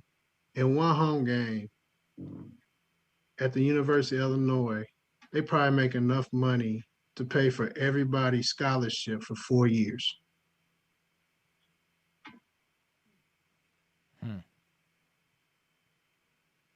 And when you think about it, it's only 15 players on the team. How many people go to that university? You think they really gonna be missing your $30,000 per year by you sitting in the classroom? All the bars and everything that's going around, the businesses revolves around you winning or losing. People go out on Saturdays to kick it, hoping that you're coming to the bars. That's why they're there. They want to see the players. Those bar people making all that money off of alcohol, off of after a football or basketball game, or come on, like, yeah, they deserve to get paid. Bottom line. And then I think they're talking about bringing back NCAA football. So we'll see about that. There was a big hoopla about that and the other NCAA college basketball games from back in the day. So we shall see. But I do want to say, man, this has been an incredible interview to have you on the show. For me being able to, see you during my time as a youngster doing your thing at Peoria Manual to doing big things at Illinois, to you as a coach and you doing what you're doing now as a, doing holding things down for your father for the Wayne McClain pipeline industry and also being the coach, man. Sergio, we definitely appreciate everything that you have done for the community and for being on our show, man. Thank you. I appreciate it. Thanks for having me. Definitely been a pleasure, man. And I know we had our talks, Bunny and I, and along with Joe in regards to earlier in the first hour. Was there anything that we discussed earlier that you want to add your 2 cents in before we go ahead and call it a night? Man, that was an interesting seating deal for the NBA. Right. And that seven seed man has the potential to be the most dangerous.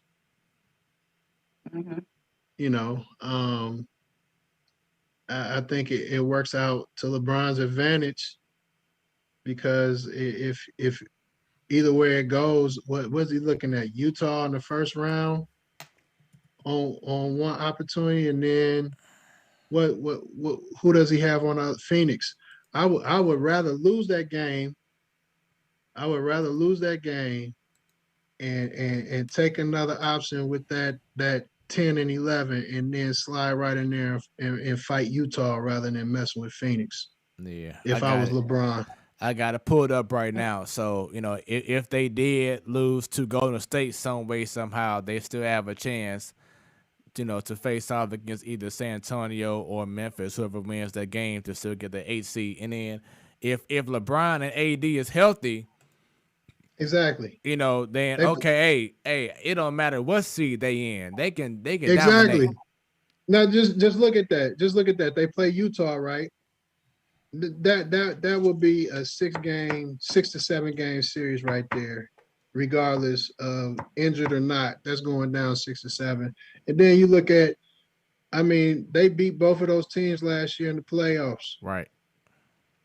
When you look at what was that, Denver and Portland, and really, I wouldn't want to go Phoenix and then playing Dallas or the Clippers if I was LA.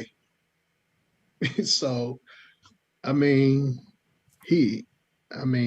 their advantage is probably to lose that first game and go into that 1 seed, man. Well, we shall definitely see. Once again, NBA playoffs will be going down the next 2 weeks, so fun times ahead. And once again, Sergio, thank you very much, man, for being part of our show. Bunny, once again, it's been a pleasure. Great job. I know Stan, he'll more than likely be back next week as we discuss more and more sports as these wonderful days go by. Tonight, the Cardinals did lose 4-1 against the Milwaukee Brewers. It happens. We can't win every game, but they are still. So where does that put the Cubs at now, bro? Man, the Cubs are still in third place, still like three games, at least 3 games behind us. So we all right, you know what I'm saying? The good thing is that we go ahead and do what we got to do, have a nice little margin. So if we have margin of error, we can do that now, except for us losing the game and then being in second place. So we're in a good spot right now, but we shall see. But for those watching, I hope that you have enjoyed the platform Sports Talk Show. Sergio, if you don't mind, just stay on after the show ends so we can have a post-show wrap-up. But for those once again watching, thank you very much for tuning in. We have definitely enjoyed our time on your Wednesday night sports delight. It is the platform Sports Talk Show going 4 years strong and still going strong. Please make sure that you go ahead on Facebook, on Twitter, on YouTube, on Instagram, subscribe. Give us that like, that share, that follow, the whole 9. If there's someone that you feel needs to be on the show so we're going to get their story told, let us know. Our email is on the screen as well. This is what it's all about, man. Just giving the flowers out to people right now that deserve them flowers and have their stories be told. But, of course, once again, go on YouTube, subscribe, click on that. And do quiet. That bell. There we go. Click on that bell because, Bunny, anytime we go live,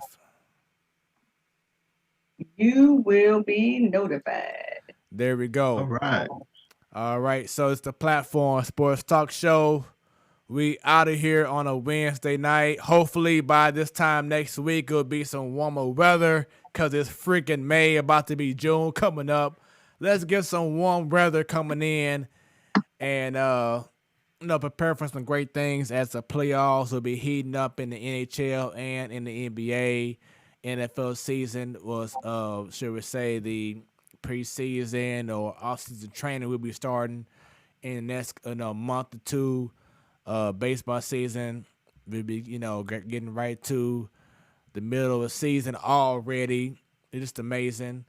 But look forward to it, man. So many things to look forward to in regards to sports. Just glad to have it back, Bunny. But it's been great having you on once again. And Sergio, thanks very much once again for being part of our show. When it's about sports, it becomes our business. And business continues to pick up. Y'all have a good one. And with that being said, we out. We out, right? We out. Ba-da-da-da-da.